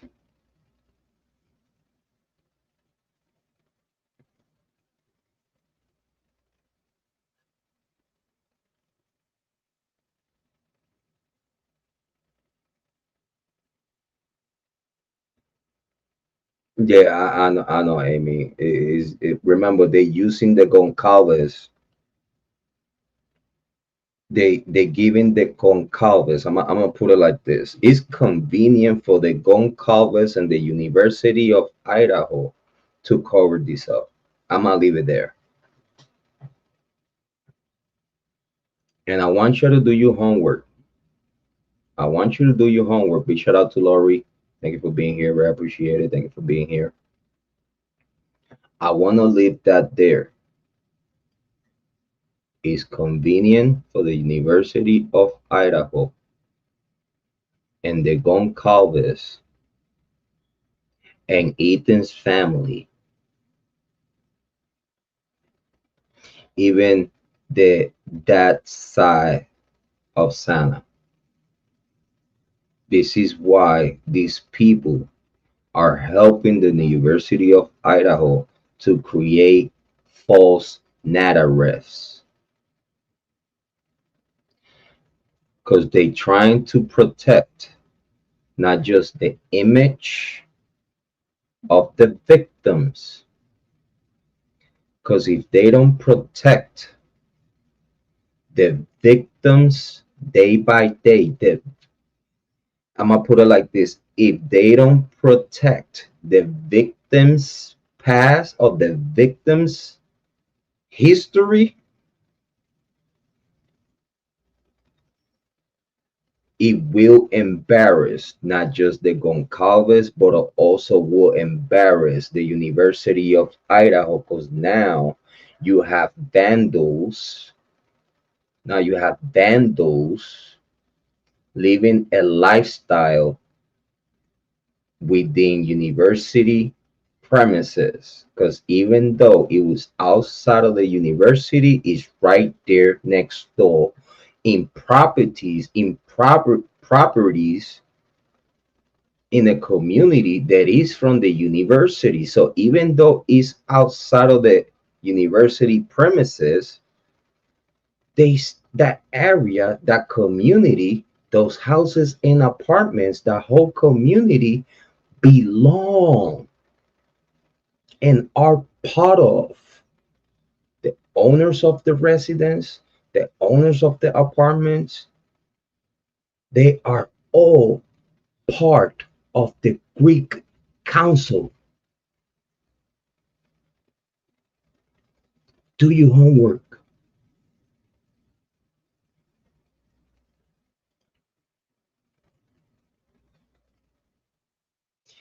If whatever the victims used to do, it comes out to the light, Now it will give the University of Idaho a bad name, because then now we will know the truth of the culture that they living in. They cannot promote what the victims were doing, because then they get caught on a scam and false advertising, because they make believe people something that is not. Because whatever you publish about your college is false. Because if your students were the high elite of education, your students wouldn't try to act like gang members. If your students were that good and they were the elite of the elite, like you promote,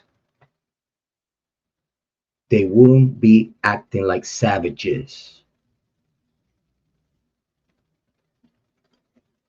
They wouldn't act like gang members. They wouldn't be terrorizing any students that doesn't stick nor fit to your fucking program. Oh, because you have to beat them into submission, huh? I leave that there. So you know for a fact, if you don't cover not just the victim's past and present, and if you don't cover, aid and abet the killers, either way, the University of Idaho will fall, because everything you promoting on TV is a motherfucking lie, and you luring people. You luring people. I'm gonna tell you right now, and this is a fact. You luring families and young adults to come and be part of your vandal community for them to get beat up, raped, drugged, and sacrificed. Because you pick and choose and pray that people that you are going to do that to. And anyone that doesn't fit into your program, you get rid of them.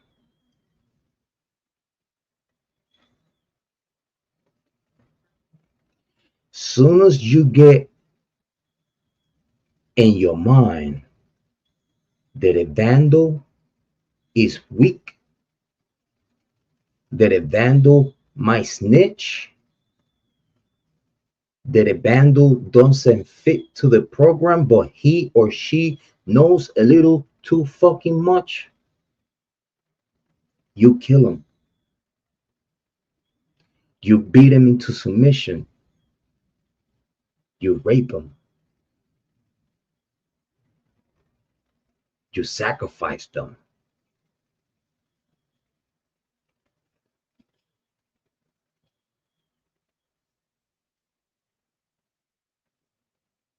And the only reason why, for Mr. Green and the Greek community, for the only reason it's okay what these killers did, is because it's well known that the Greeks used to do human sacrifices.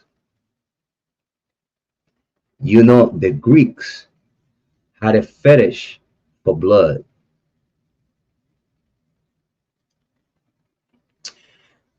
The Greeks get so addicted to blood of people that are panicking. Because when people is panicking and scared, the body produce a chemistry in the blood.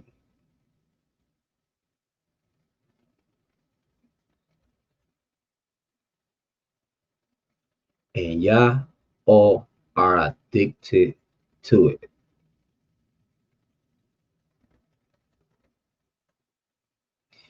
These young adults got murdered, and believe me, they were scared. They died in the most horrendous way possible. Yeah, everyone knew that already. Everyone knew when everyone knew right there and then when it happened. Actually, if you ask me, way before it was about to happen, everyone knew, and this is why no one was at the house.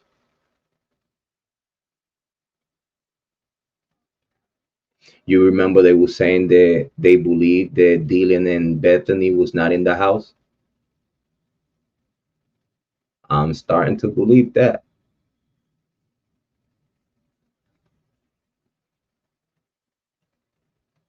I'm starting to believe that Dylan Mortensen took Bethany out the house to go somewhere, probably smoke a blunt or something,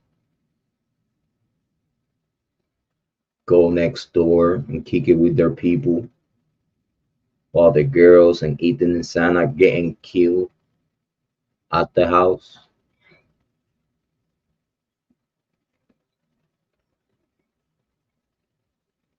because they knew. Oh, my little baby. What, what,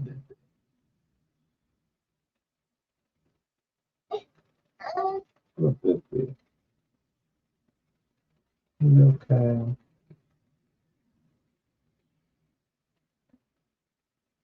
Yeah, she's okay.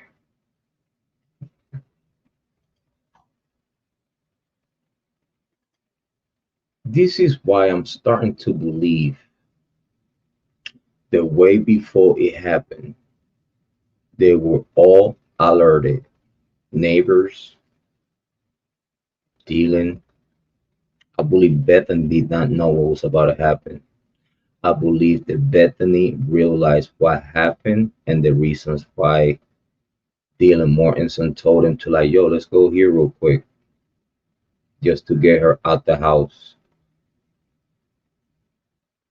This is what I'm starting to believe.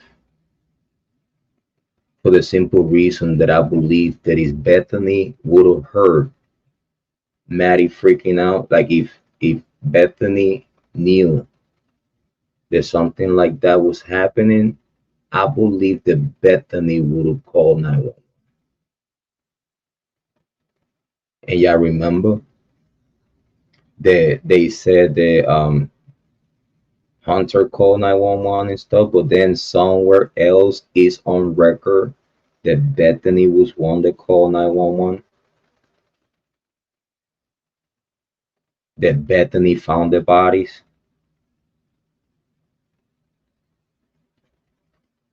I believe that Bethany found the bodies.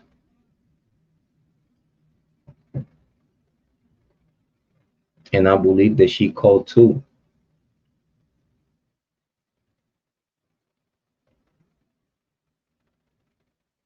But I believe it's no record of that call because they got rid of that phone call. If you ask me until that 911 recording comes out, I believe that even though it was a 911 call, I believe that they erased that 911 call from the system. And they're just gonna blame it on the system that is like, oh, or what now? Something happened, and we lost that record because it's details in that phone call that mean a lot. They will tell you a lot. But I'm starting to believe that Dylan Mortensen knew what was about to happen, and she took Bethany out the house. And when Bethany came back, then she realized what Dylan Mortensen did, that he was getting her out the house for a while until the vandals kill the young adults. Yes, I believe the same thing already. I believe when she knew that Maddie was dead, and I think she was more close to Maddie than anyone else.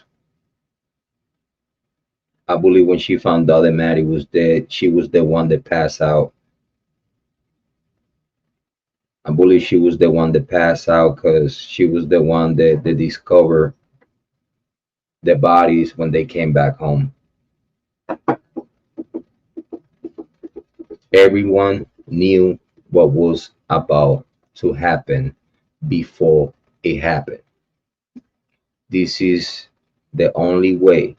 And remember, the fraternities have full power, and not just full power, full control, and full access to the home.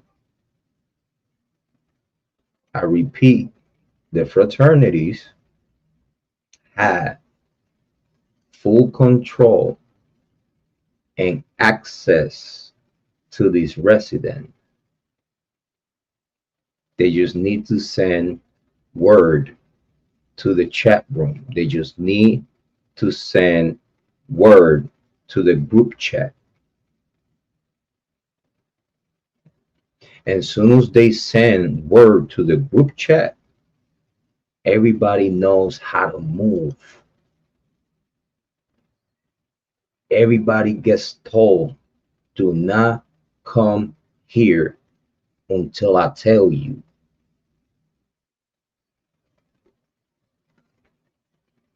This is how we know the Moscow PD did not investigate no one in the inner circle, and without no type of investigation, they let everyone go as clear.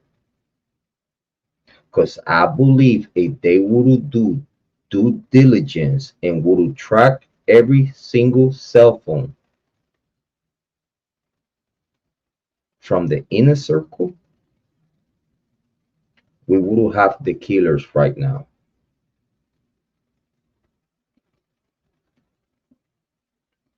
It was no investigation. It was no compilation of data from the roommates, from Jack Decor, from Maddie's boyfriend. Like none of these guys.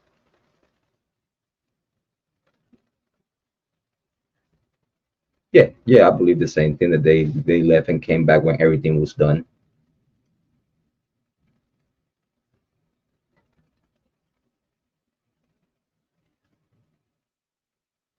Moscow PD did not investigate these young adults around the victims. They did not went that hard on them because they needed to focus on somewhere else. So what happened here? Due to they know the killers, and they know the killers utilize this type of car to get out of Dodge, then now they have to look outside of the University of Idaho. Now they are obligated, due to that they know who's the killers and the car that they use. It took them up to when Dylan Mortensen changed her narrative. When Dylan Mortensen changed her narrative from being in the first floor, not hearing and seeing nothing, to be in the second floor, hearing and seeing shit. I believe that's when Moscow PD realized the next door in Washington is two guys from across the nation that are within their locality, Kopaka and Kohberger, both with white Elantras, both from far the fuck away. both that don't belong in their community because they don't like no one that it comes from outside of the state in their territory. So if you don't belong there, they don't want you there. If you don't belong there, you'll be used for everything they want. Let me count. We're 3 a.m. Calls 11. They went to Mansfield. Well, where that call was from. You see, if it was any 911 call, I don't know which call you because if it's like the communication for everyone to leave the premises because the gang is coming, and when I mean the gang is the fraternity, I believe that due to the power of these young individuals within the fraternity, I believe they send a text to the group chat that they have the all in a group chat, and they make sure that everyone was away from the residence because they were going in. They were about to handle business.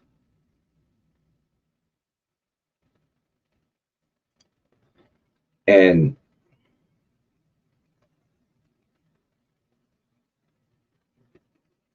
this isn't the only way they could have guaranteed that no one would be at that house because the big boys are coming. You don't want to be there when the big boys are coming. You don't want to be in there. And this is how they make sure that no one was at the house. I don't think that Bethany nor Dylan would have the guts to hear the gore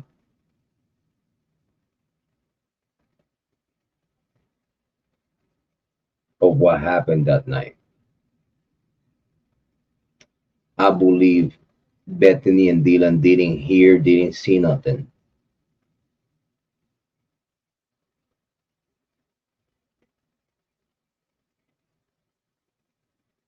And if anything, Bethany's gonna say to the, if anything, Bethany's gonna tell the defense team, if ever,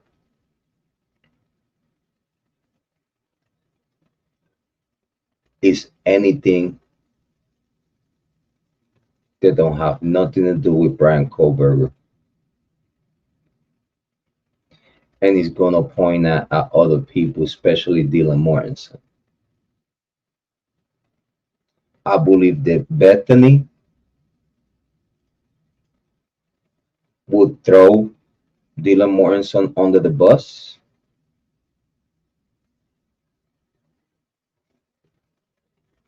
I believe at some point Dylan Mortensen will be arrested if they really want to fix the problem. This is what we was talking about earlier. If y'all really want to fix the problem, just still on time. Y'all know the killers. Y'all know the killers.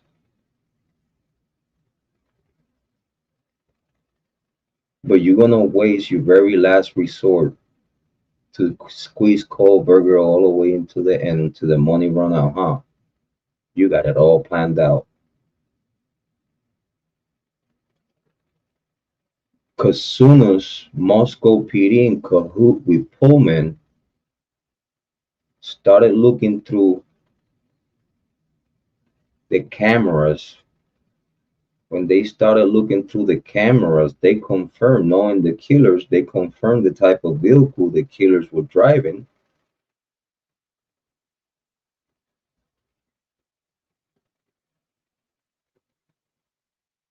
They started to look around footages around the time close to the commission of the murders. They started looking through video cameras, traffic cameras, and they seen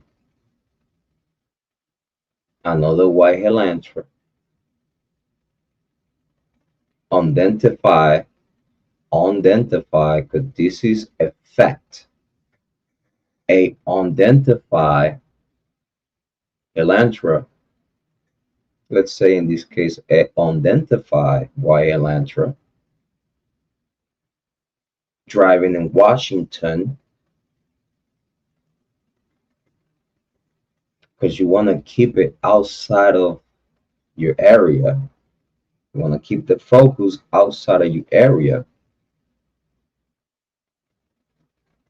And due to it was a white Elantra, then you started looking the traffic cameras to see if you could find a white Elantra somewhere else. And then when you realize that it's white Elantras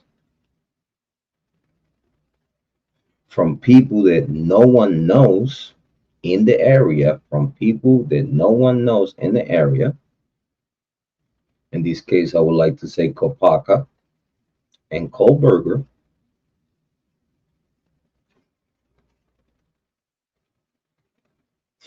you went for Kopaka thinking that Brett Payne, you went for Kopaka thinking that Brett Payne would have convinced him to go along with this shit. Because they knew each other, huh? And you thought that Brett Payne would have convinced Kopaka to put a bad name on a Purple Heart?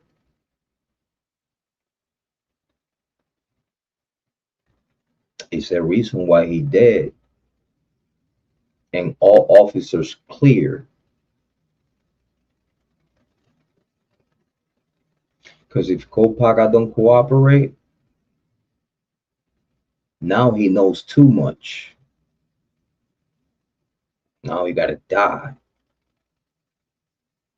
He survived the war in the Middle East and came home to die on the hands of the same people that he was protecting in war, at war. Just because he see the setup, he's seen the setup. He knew it was no reason for Moscow PD to be in front of his apartment. I repeat, is no reason whatsoever for Moscow PD to be in front of Kopaka's residence. It was no reason unless you was there to frame him.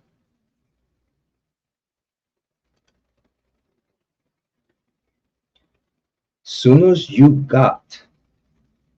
he seen Brett Payne and Chief Fry outside his apartment, he already knew that they were about to blame him for the Idaho 4 killings, because he was the perfect candidate for the narrative. Veteran, PTSDs, love knives and machetes.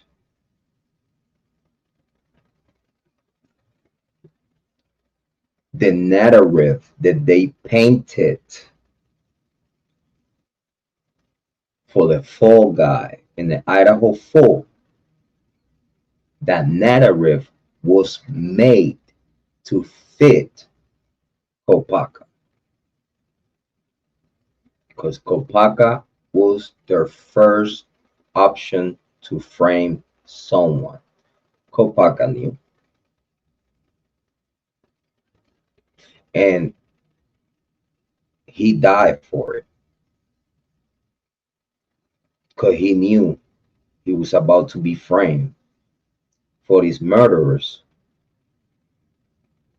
and he didn't cooperate it. And guess what? They killed their first option.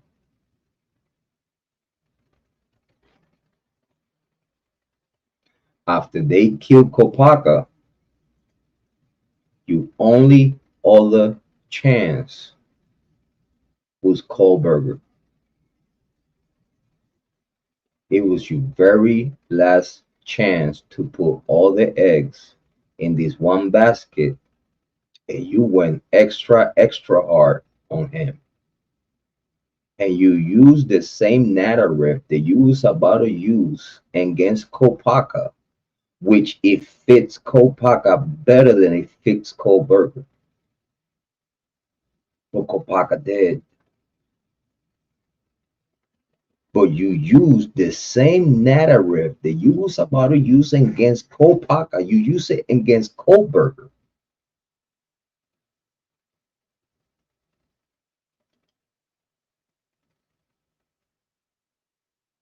Because you went through the traffic cameras and you see a white Elantra driving around the time that you needed to have a white Elantra driving. The only reason why we have a Kohberger in jail right now is because unfortunately this guy left his house that night. Is the only reason why he was chosen between two people that was chosen and one dead, the other one is in jail. From the two people that were chosen, they both have white Elantras. One dead, one in jail. That's why Kopaka came out of Judge mouth. Because even Judge knew what the fuck Moscow PD did. They know this. They all know this. They all know from the very top what the fuck happened. And they know this is a frame job and they have to push the frame job. They don't care if they lose their reputation. They don't care if they go to jail. They don't care whatever the fuck happened to them. They are willing to force the narrative and lie because they believe that due to they have the control of everything, they believe they're not gonna get exposed. But then they have the bad luck that Jrod on point put his nose in this case.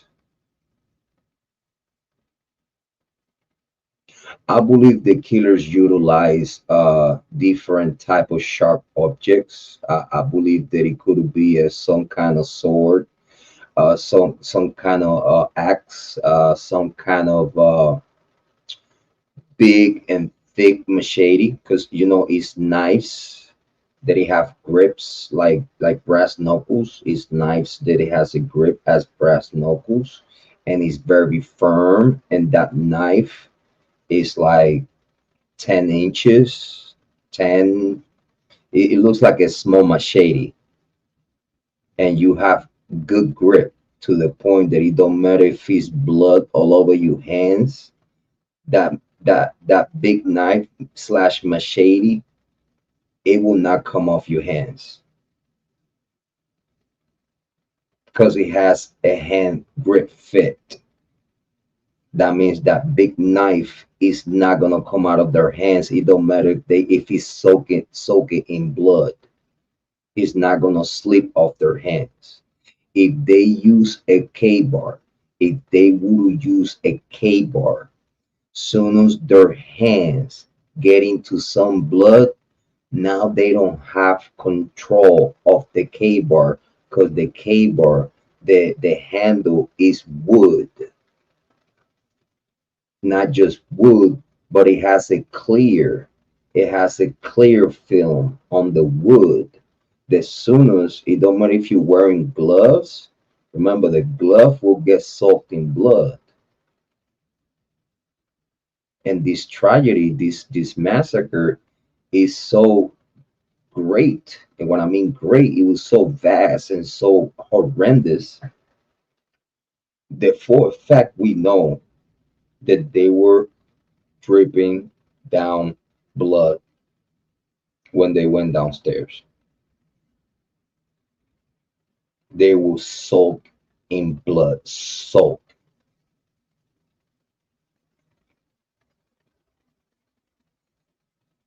So if that would happen, it don't matter if you have a glove, the glove would have got so soaked into blood that it's gonna start slipping off your hand. You will not have grip. You won't be able to have grip of the knife due to there is so much blood, not just in the glove, but also on the knife. The knife will slip off your hands. If it's a K bar, you wouldn't be able to have control of the knife on your hand. Because as soon as you stab once, that knife will stay inside of the body, and when you pull out, the knife will come off your hand because it's so soaked in blood. As soon as you strike it, the knife will stay, especially if it gets attached to a limb or a bone or something. Like if it gets stuck in it, it will slip out your hands. So you won't be able to have no type of control of the K bar, and you also will be able to harm yourself. It's a chance that doing this with a K bar, the killers would have got hurt. The killers would have a wound on their hands. It don't matter if they have a glove or not, because those knives are so sharp they will go through gloves, and you will cut yourself while you're doing this horrendous act. This is why we believe that they utilize something else, like a sword, big machete. But what I mean big machete is like, this knife, but it's like big and, big and sharp. Like they are pretty big. It's like almost 15 inches of nothing but blade with grip. You seen those grip that you could just close your fist, and that knife is not gonna go nowhere. And the grip is like brass knuckles. Sometimes, and some of them got spikes on it. But yes, I believe they utilize sharp objects. And no, I do not believe that a K bar was used for this crime. I do not believe, just in the manner of the conditions of the body, how the bodies was left, the wounds, the slashes. We are not talking about stab. They talking about death by stabbing. Death by stabbing. They were mangled. They were mangled. Is information that he has, and sorry for the graphic, that he has Kiely Goncalves gutted, gutted, and I mean guts out. Okay, that's why all this bullshit about her being sitting on the bed, folk. Nah, I don't believe that shit. I don't believe that narrative. That's bullshit narrative. That's bullshit narrative. That's bullshit narrative.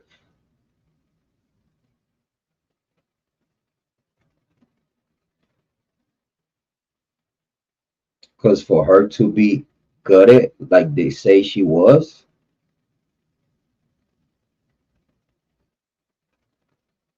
She wouldn't be able to sit up and slump forward.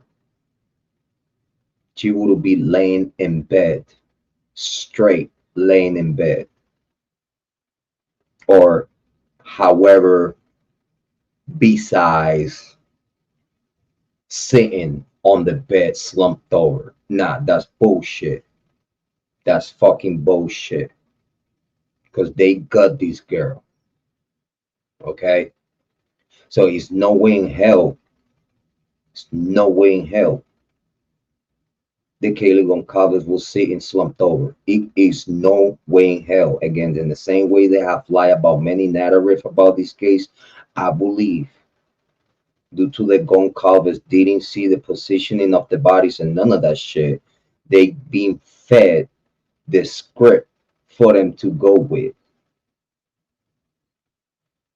If you ask me, none of the family members but Kara, the only one they cared about her daughter was Kara.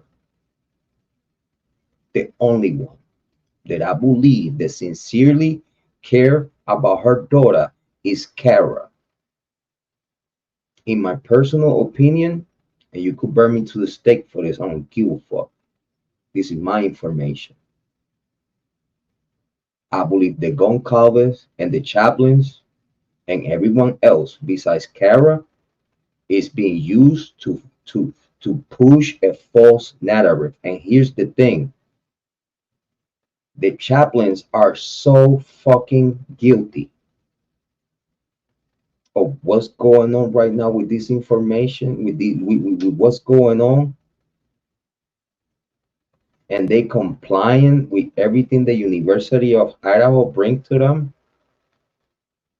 that they not even out there doing the dirty work, because that's dirty work. What the Goncalves are doing in the news media outlets is dirty work, because the Goncalves have shit to hide, and they're using the obvious suspects. They are protecting Jack the Court, because Jack the Court is the money.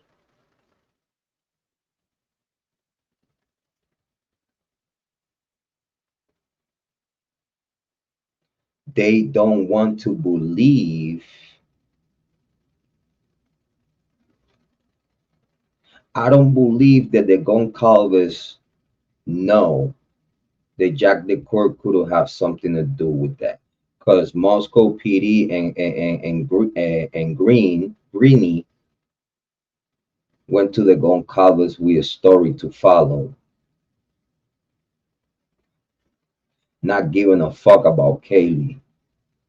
Because if they give a fuck about Kiely, ain't not one motherfucking thing that, listen, it's no motherfucking money in the world, and I'm gonna tell you this right now.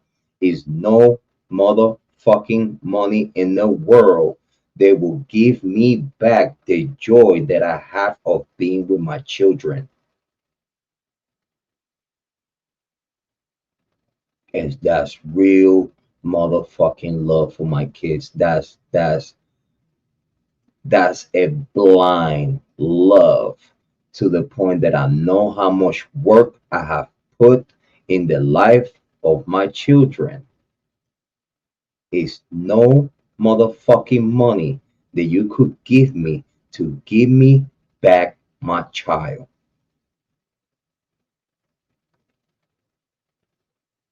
And I'm going rug. I'm going rug. If that happened to my children, I'm going rug. And you know that if you kill my children, people going down. I don't care how big and bad and rich you think you are. I promise on God's name that if anything like that or anything less than that happened to my kids, it's over for whoever was responsible. It's over. Because if I see that the law and law enforcement are not doing what they need to do, I'm gonna fix the problem myself. Because then now you're forcing a parent that love their kids to become suicidal. And not me, not suicidal of thinking that I'm gonna harm myself. It's suicidal to the point that I won't give a fuck what happened to me as long as I get to your bitch ass. Do you understand that? And that's on God and on my kids. That if I was a parent of the Idaho foe and shit looked like it looked right now, it would be man down every 15 minutes for 30 days and 30 motherfucking nights. I will give you a whole month of the biggest hell you ever had in your motherfucking life. I will eat you alive, motherfuckers. And no, I'm not no cannibal. And I love God. And I know God loves me. And I know that God will let me know whenever I'm ready to go home. And if anything like that happened to my children,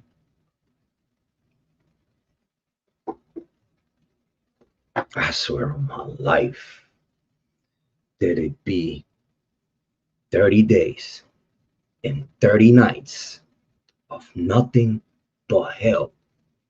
And I swear to God, it won't be nothing that you could do to fix it. Because it's going to be so much people. It's going to be so much people on your ass. There is no PD that will contemn the situation at the moment. I promise you, all my kids, we're going to go to war. Do you understand that? And I mean me and my both sides of my families, I swear to God that if there's no way to resolve this shit legally, man down. Don't give a fuck who you are, how rich you are, how big you think you are. If I find out the root of the problem, motherfucker, I'll be right there 200 deep to lay you the fuck down. I don't give a fuck who you are. And that's not a threat. That's a promise. Because there's no motherfucker alive that will harm my kids and gonna do what these young adults went through. Is no motherfucking way that me as a dad, if I see something fishy and shit don't get fixed and handled accordingly, motherfuckers, I don't give a fuck about my life ever again. Now I give a fuck about terminate yours. You're not gonna do that to my kids. That's on God. This is why I cannot give a motherfucking excuse to none of the parents. Oh, you don't know how it is because you have not lost. Who the fuck you talking to? I lost my mom when I was 2, motherfucker. I lost my mom when I was 2 years old, motherfucker. I know what losing someone. I know what losing someone that you love the most is like.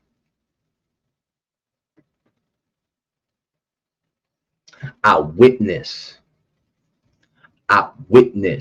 for years my grandma crying, staring into the nothing, swinging herself on her chair on our porch in Puerto Rico, looking at the nothing and crying for my mom every fucking day. I witnessed my grandma every fucking day crying for my mom, looking into nothing. that I have to say, Grandma, you okay? And she snap out of it. Yeah, baby, I'm okay. And you motherfuckers gonna tell me that you don't know how much it hurt losing someone that you love. And then years after, when I'm already grown, already married, that I have my first child, and my grandma get to meet my first child while she's suffering cancer, and lose my grandma right after Thanksgiving, right before her birthday in Christmas, motherfucker. If you tell me that I don't know what pain is all about, motherfucker, you're a piece of shit. And you deserve to motherfucking get punched in your motherfucking mouth. I don't give a fuck who you are. You tell me that I don't know about pain and suffering, that you're gonna tell me that I don't know about cringing my teeth and crack my knuckles and wanting to really end it. You motherfuckers, you don't know me. Obviously, you don't know me. Obviously, you're the ones that have not lost no one that you really fucking love. So due to the you don't know what pain is all about, you don't know how focused someone could get to do and get their payback for their loved one. This is why we have a war on the street between gangs that will never ever stop. Because it's too much blood in the fucking streets. It's too many brothers and sisters and cousins and grandpas and grandpa and mom and dad that have died. And it's too much pain in that community because it's so much blood in that community, motherfuckers, that the gang problem and the killing will not stop until you stop it. It will not stop by itself. You have to eradicate it. When I mean eradicate it, it's ban all type of gang activity. Ban it. Gangs not allowed. Everyone that is attached to the name of a gang goes bye-bye, lock up, bye. You want to be a gangster in jail. Fuck out of here. Oh, they have killed my guy. Listen, right now at this point, this is the only way that we're gonna fix the problem. I understand you pain, but you going lock up. You wanna be big and bad and gang member and all this other shit. Bye bye. Have motherfucking 10 years think about it just for gang affiliation. Just for gang affiliation. Here's 10 years for you. So that way all the youngins get to see that just for being a gang affiliated, you will go bye-bye for 10 years.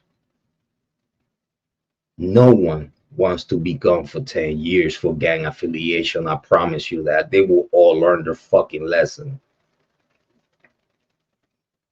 But no one is gonna tell me what pain is all about.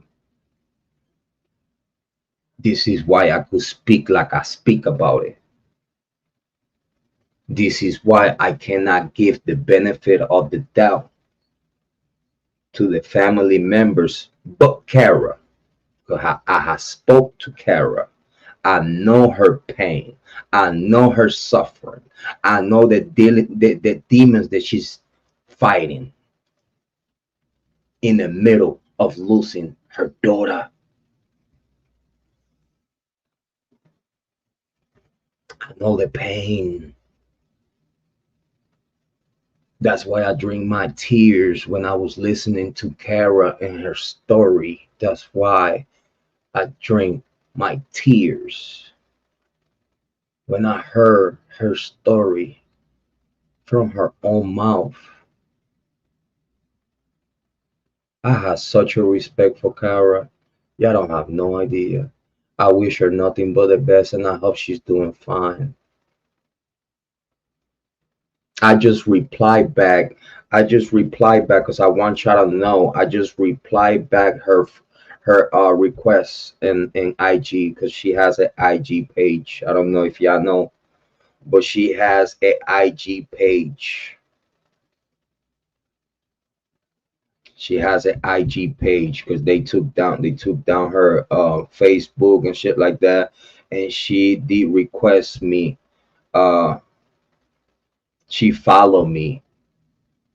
Kara follow me on IG, so I did follow her back, and hopefully by the time she come back home, she see that I'm following her back. So now we go have communication through IG. Big shout out to Rhonda Stone. Thank you for being here. I appreciate it. I just got here. Who is this? Sorry to ask. Who is who? Let me know, Rhonda. Who is who?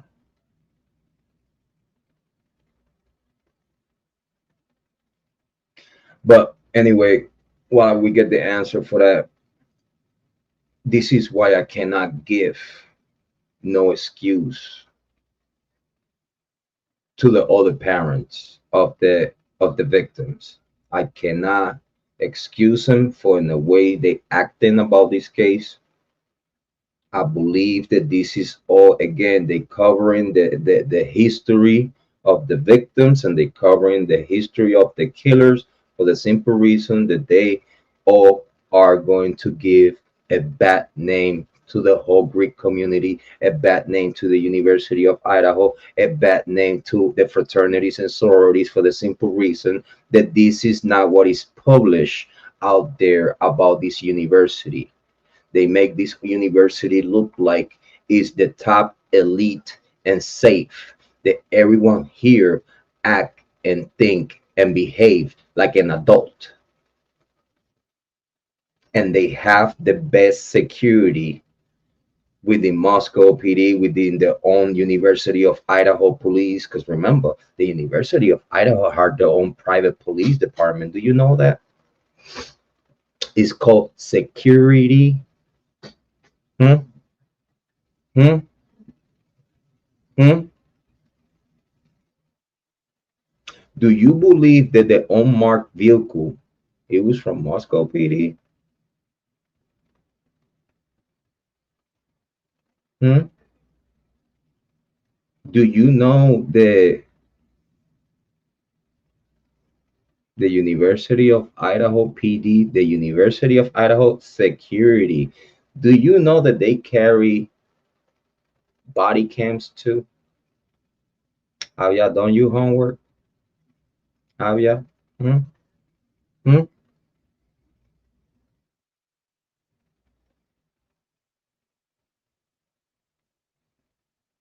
You know what I'm saying? It's a lot of things that people need to understand about this case. The University of Idaho has everything to lose.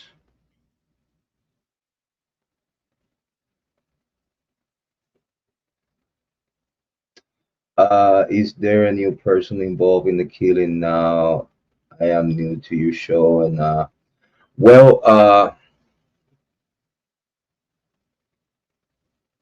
in reality, to answer your question, Rhonda, in the Idaho Fall, how can I explain to you due to the you new and it seems that you haven't followed this channel before, which you're gonna have if you ask me. You're gonna have to do a little homework for us as look into the videos and live streams that we have done for you to get like the clear picture of where we at right now. But to make it a little simple, quick wrap up of the information that we have. Um, we have in Bryan Kohberger as a total innocent man. And don't worry, you don't have to be sorry for asking. This is actually what we do. We share information and we give our take to the community for them to do their own homework. But as we speak in this channel, due to the information that we have available, we have Bryan Kohberger as a total innocent man. Prosecution fabricated and plotted to have this man in jail right after the first victim, which is Kopaka. That was the first victim of this frame job. He didn't cooperate with it. He knew what it was all about. He ended up dying about it, and all the officers cleared of any wrongdoing. Right after that, they move on to Bryan Kohberger with the same narrative and the same tactic and the same excuses. They got to Kohberger with the most shady ways to fabricate and make someone believe that this guy is guilty of possibly guilty of anything. Um, and yes, this is what we're talking about. This is why today's topic is Bill Thomson pulled a stunt canceling hearing blaming cyber sleuth. He's blaming us for us doing our job, which is investigate the irregularities of whatever they investigated.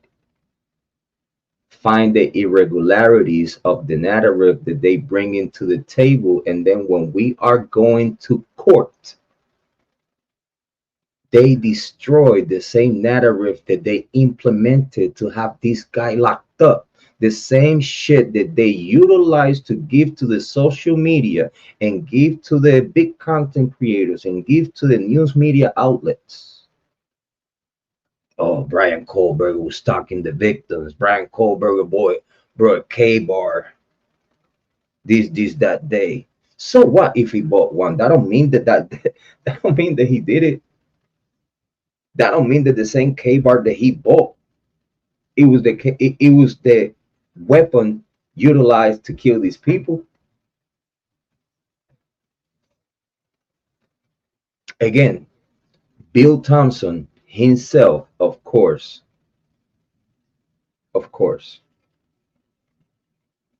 with the help of Ann Taylor, of course, giving him a little kick in the butt, like, here, I'm gonna kick you, and you're gonna bitch about it. And when you bitch about it, you're gonna snitch on yourself.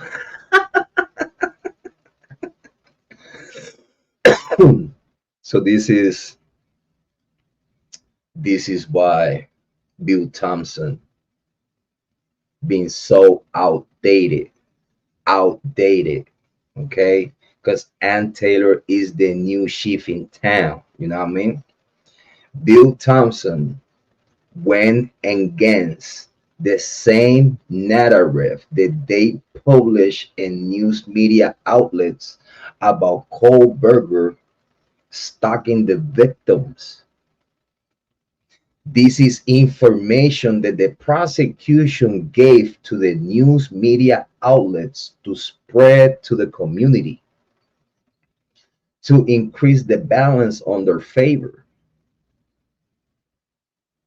Because it's one of the things and one of the only things that it makes sense that if that was truth, is a chance that he could have done it. But Bill Thomson, Mr. Santa Claus himself, got up so mad and upset about a survey. He was so mad and upset because they got caught on their bullshit. Judge, this is the shit that is out there in the news media outlets. And automatically the judge will know, if this was an unbiased judge, would know that every single narrative that is in the big news media outlets, it came out of the prosecution. So when Ann Taylor goes to court with a survey, and that survey for the prosecution is all fucked up, shut up. Now he put his own foot on his mouth, try to make himself look good, trying to make himself look good like they have not put that narrative out there, which they have. We know this. To make himself look good in front of the cameras, he said, like, oh, and we know for a fact that this is a lie. Kohberger have not stalked the victims. He put his own foot on his mouth. The narrative and the tactic that they were about to use against Bryan Kohberger crumble. He did it himself. He did it himself. And then now with these two hearings, after the prosecution wins to close those hearings, you cancel those both days because you knew Aunt Taylor is about to let you have it? Because you knew that now that the hearing is private. Now Aunt Taylor will light you the fuck up in front of the judge, talking how she wanna talk, because the judge cannot tell her, hey, we on camera right now. You need to make us look good. Don't get a little too feisty, because you know what I'm saying? We're gonna look stupid. You know what I'm saying? Aunt Taylor don't give a fuck about how they feel. She don't. I know for a fact that Bill Thomson canceled those two hearings, blaming us, blaming me, and blaming all the other cyber sleuthers that believe that Bryan Kohberger is innocent. Big shout out to Sleuthy Goose.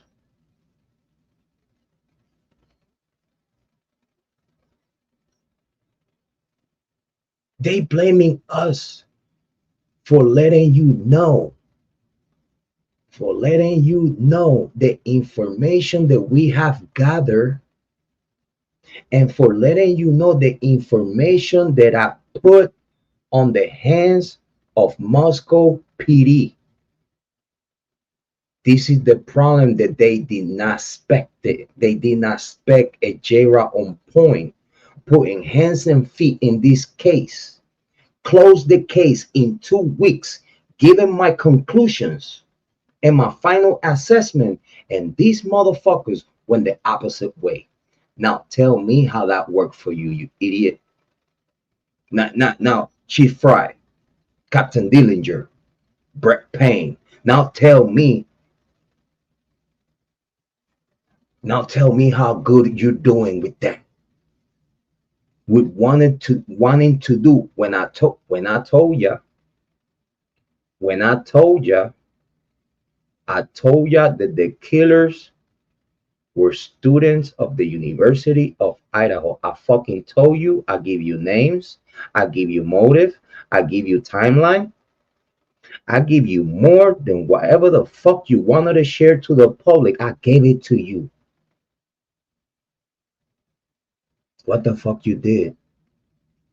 You changed the alibi of Dylan Mortensen to make it look more suitable to the new narrative that was coming up the White Elantra, because I freaked you the fuck out, didn't I? Didn't I mention you on the recording? Jack the Course name? Didn't I? Didn't I told you the name Jack the Court?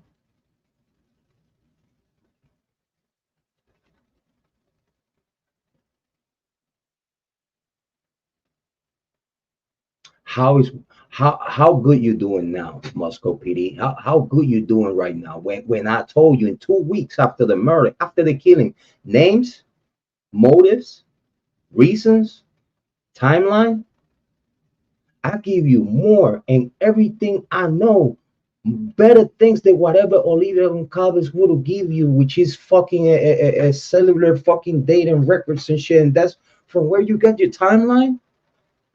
From cell phone data? So how the fuck you have cell phone data that will give you a timeline, but you don't have the cell phone data to give you the fucking killer, you fucking idiots, while you have a tower, a cellular tower right behind the fucking house?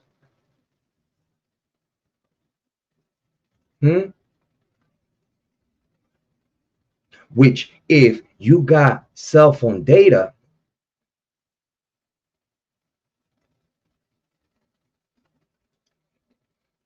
when you utilizing cell phone data to get you timeline,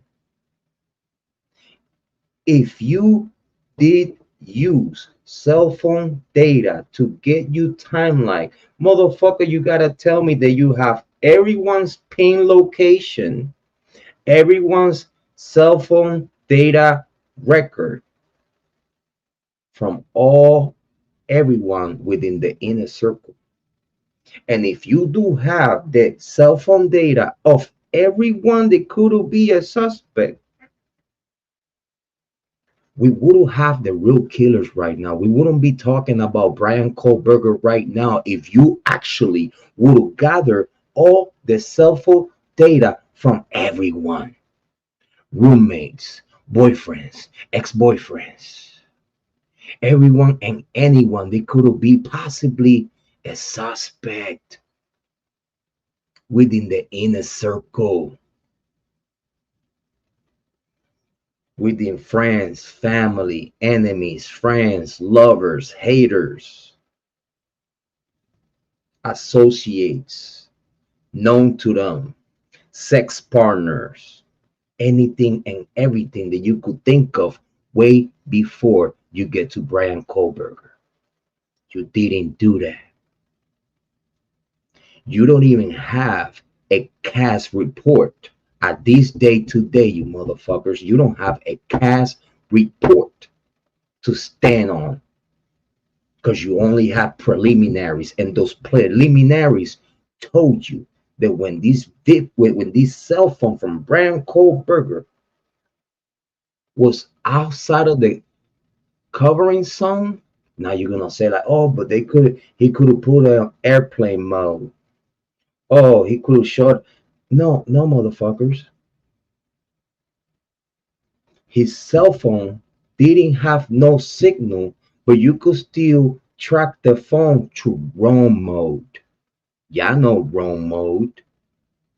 Y'all know roam mode. When you outside of your covering area, you know roam mode. Oh, you know that. I know that too. I know that too. That when you don't have signal, your phone still in communication with the system.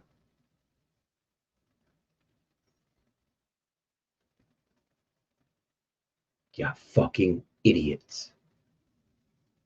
Y'all don't have Bryan Kohberger nowhere close to Moscow. Y'all don't have nowhere. Y'all don't have through cell phone data Bryan Kohberger nowhere close to Moscow.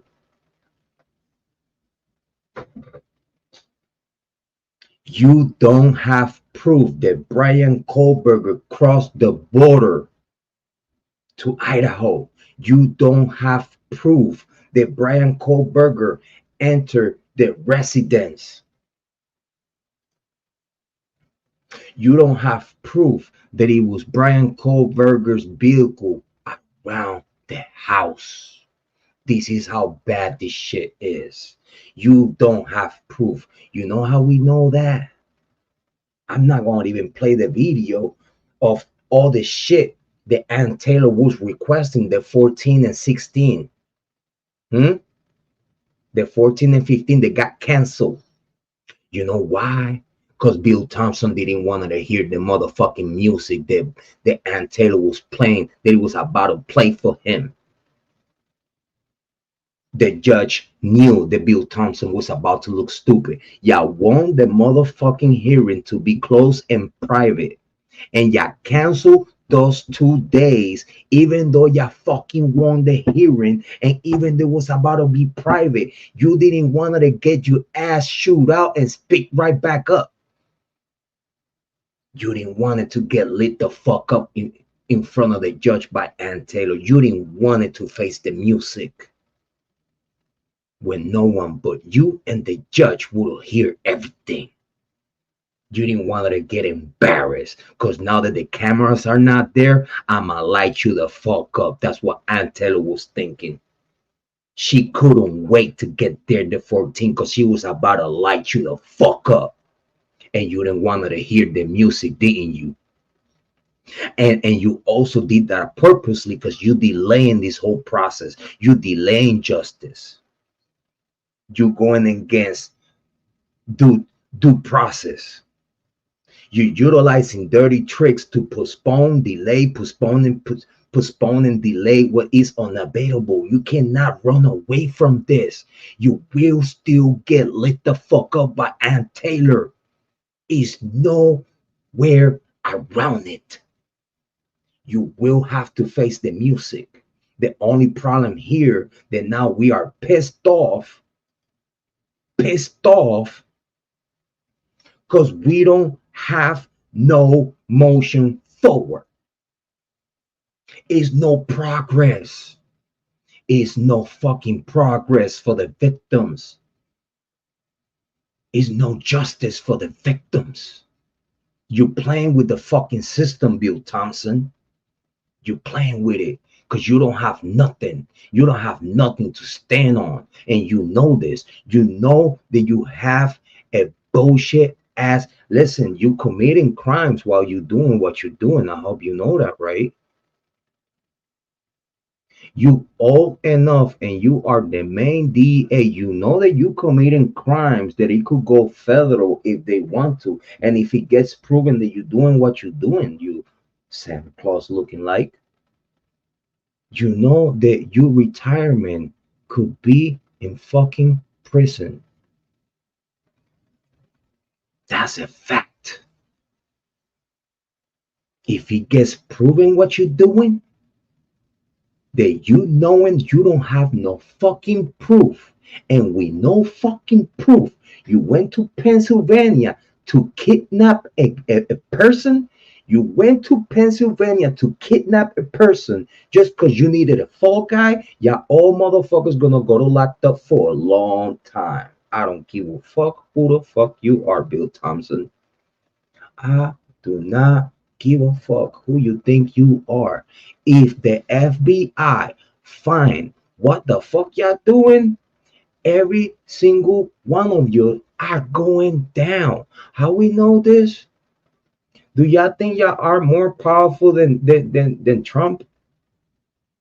I'm gonna put it like this. Do y'all think that Biden is more powerful than Trump? Like just sit down before you answer and run you fucking stupid before you even say anything. Do y'all think that anyone in Moscow, Idaho, whoever the fuck you are, you could be the governor, you could be the special DA, you could be Mr. Green, the president, you could be Chief Fry, even after Chief Fry goes to be the sheriff. That yeah, all motherfuckers could go down.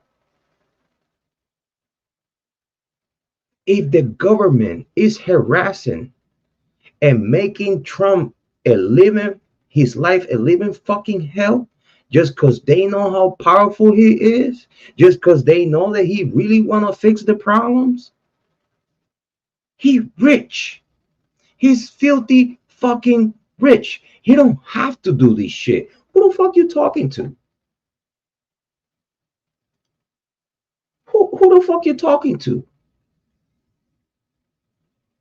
A multimillionaire, billionaire like Donald Trump. He don't have to do this shit. Trump is more powerful and richer than motherfucking Biden. Have y'all seen Biden's house? Have y'all seen Joe Biden's house? It's a fucking regular, typical old house from back in the days. It's a house. It's not a mansion. It's a fucking house. It's a motherfucking house. It's not a motherfucking mansion. Trump had what? Mansions, penthouses. He has a whole fucking, he got buildings, skyscrapers, has airplanes and shit. He don't have to do what he's trying to do for us. And y'all see how crazy the FBI is going on Donald Trump. Don't you think if the FBI find, and that's just because they want to fuck with Trump, being that powerful and that rich, richer and more powerful than any motherfucker in Idaho. Do you swear to God that after the report that I give of corruption within this investigation, do you really swear to God that after I render my report to the FBI of corruption within this investigation at all levels, do you really think if they get to the bottom of this, you swear to God that Green is not gonna be locked up? You swear to God that Bill Thompson not gonna be locked up? Chief Fry, Brett Payne, any motherfucker that it could be found in foul play, covering the kill. Let's say if the FBI investigating the investigators and seeing and tracking the whole investigation, if they do their own investigation and they found and the FBI found that the real killers are the students, everybody gets locked up. Students, because remember they're gonna go through the whole pyramid. Oh, okay, so now we got the killers. So how the fuck we got here? Oh, because we needed to have Green flexing muscle Moscow PD on everyone else to cover this shit up to get profits instead of losing it all. Oh, I get that.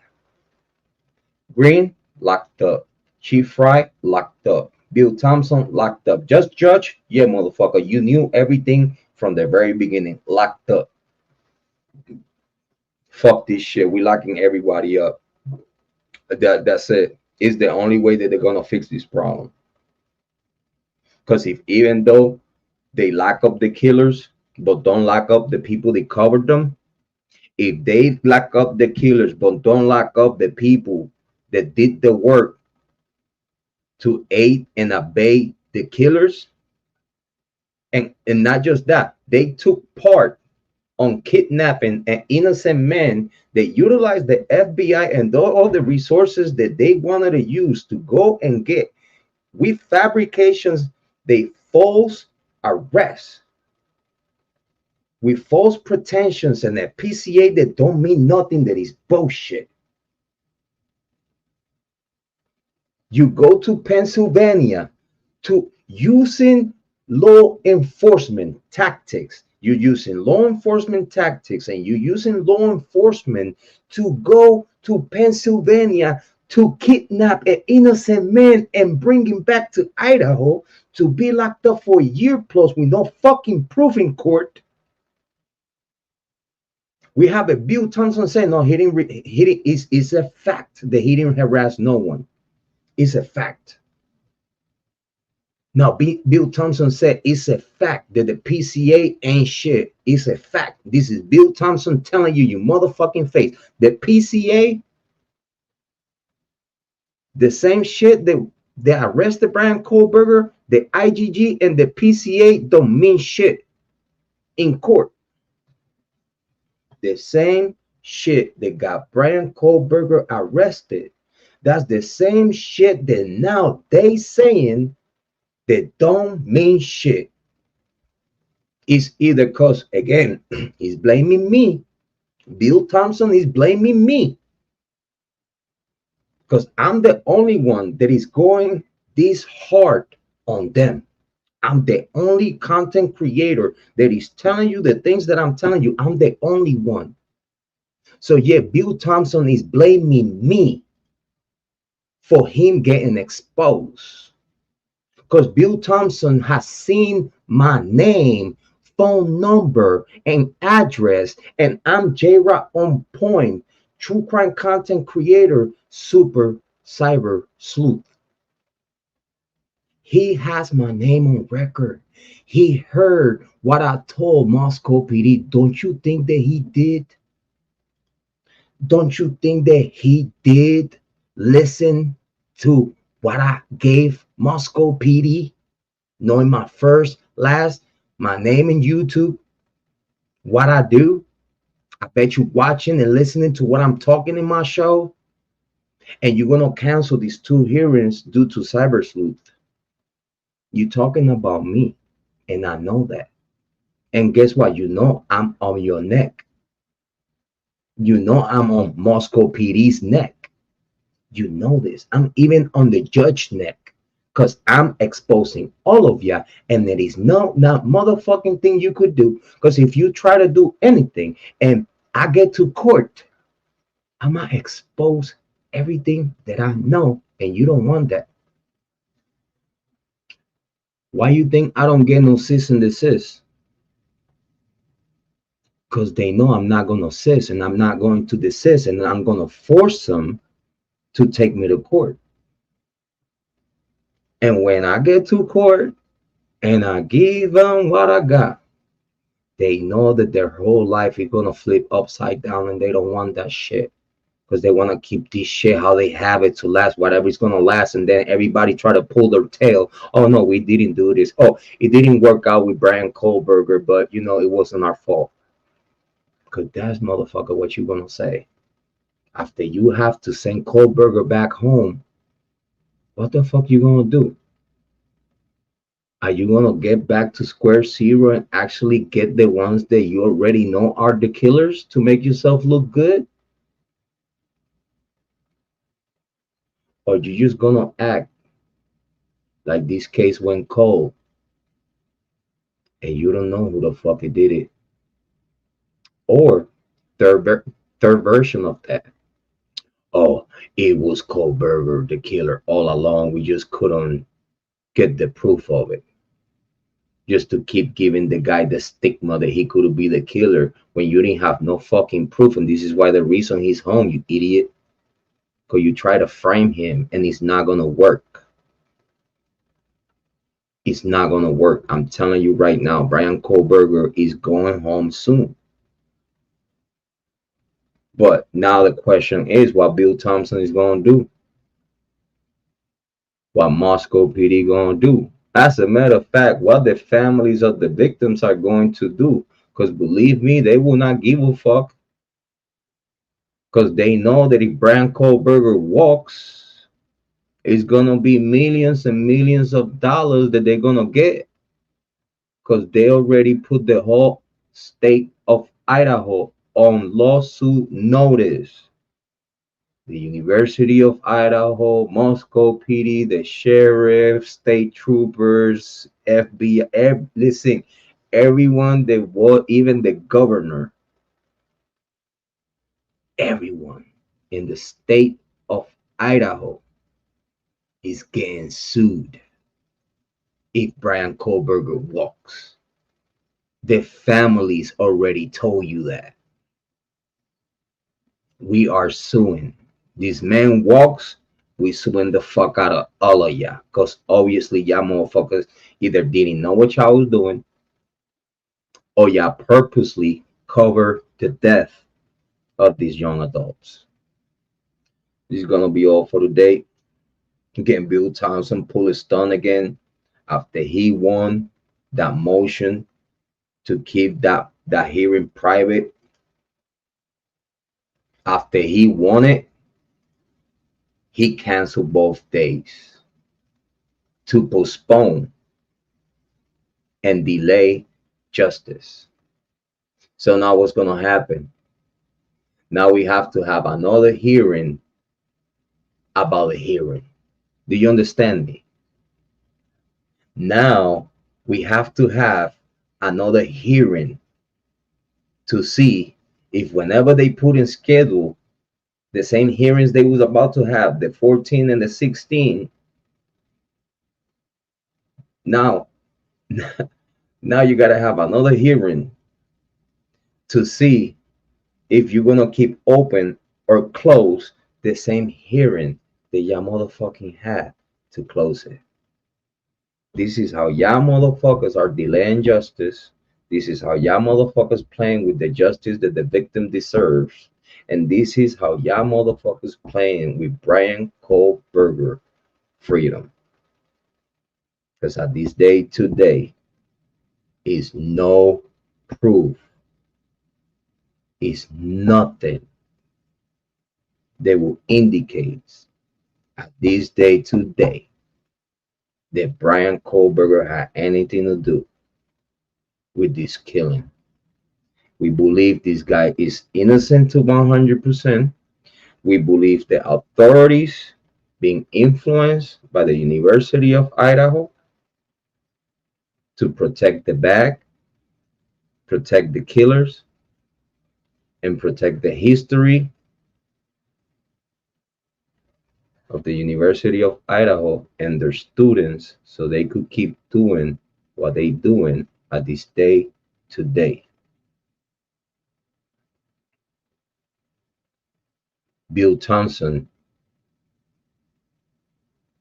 purposely, knowing that he don't have no evidence, he's delaying due process to keep the public out of the loop of what's the reality within this case. They went to Pennsylvania, kidnapped an innocent man, have him locked up for a year, and at this day today, not even this man's lawyer, Ann Taylor, has anything they will indicate her that she needs to do mitigation or a plea deal to save Kohberger's life equals. And that means that Kohberger is innocent. Because if this man was guilty, believe me, they couldn't wait to cook his ass in court. Believe me, this is facts. If they had Kohberger anything against him, they would have cooked him already. They would have bragged about how much evidence they have, and they would have forced Ann Taylor to mitigate, to accept a plea deal to save his life. She has said it twice in court. Bryan Kohberger is innocent.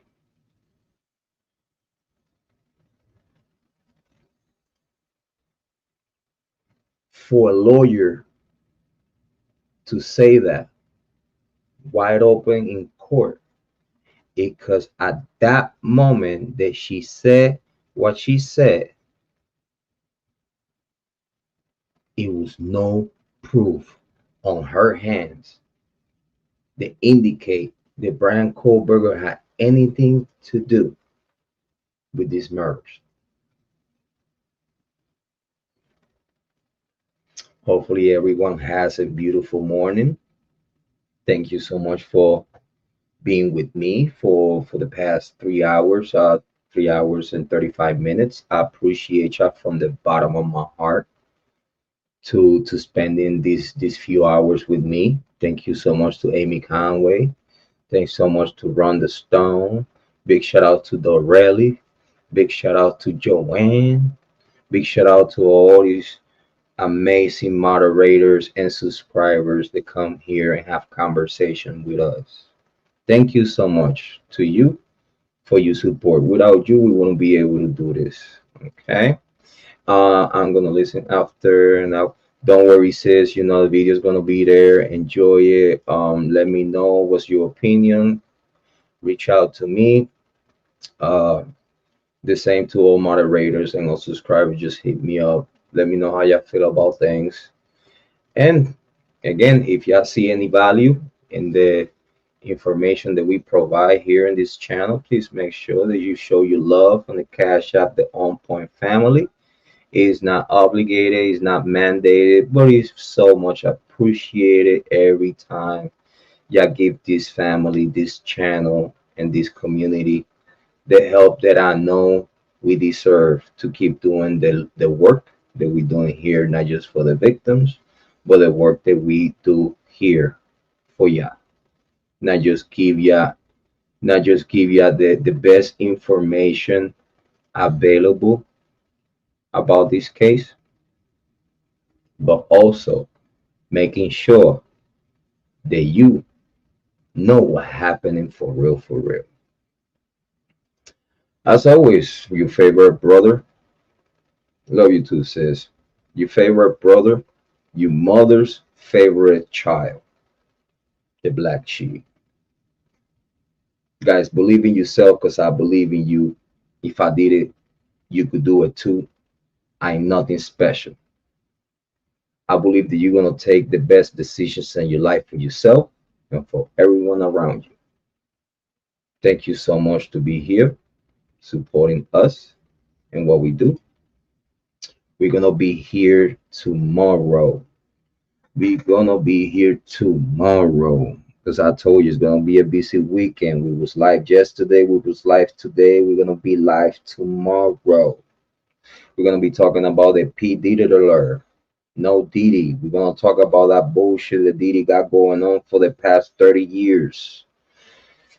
I'm gonna expose everything that I know about Diddy. I'm gonna expose everything we've been knowing for years about Diddy.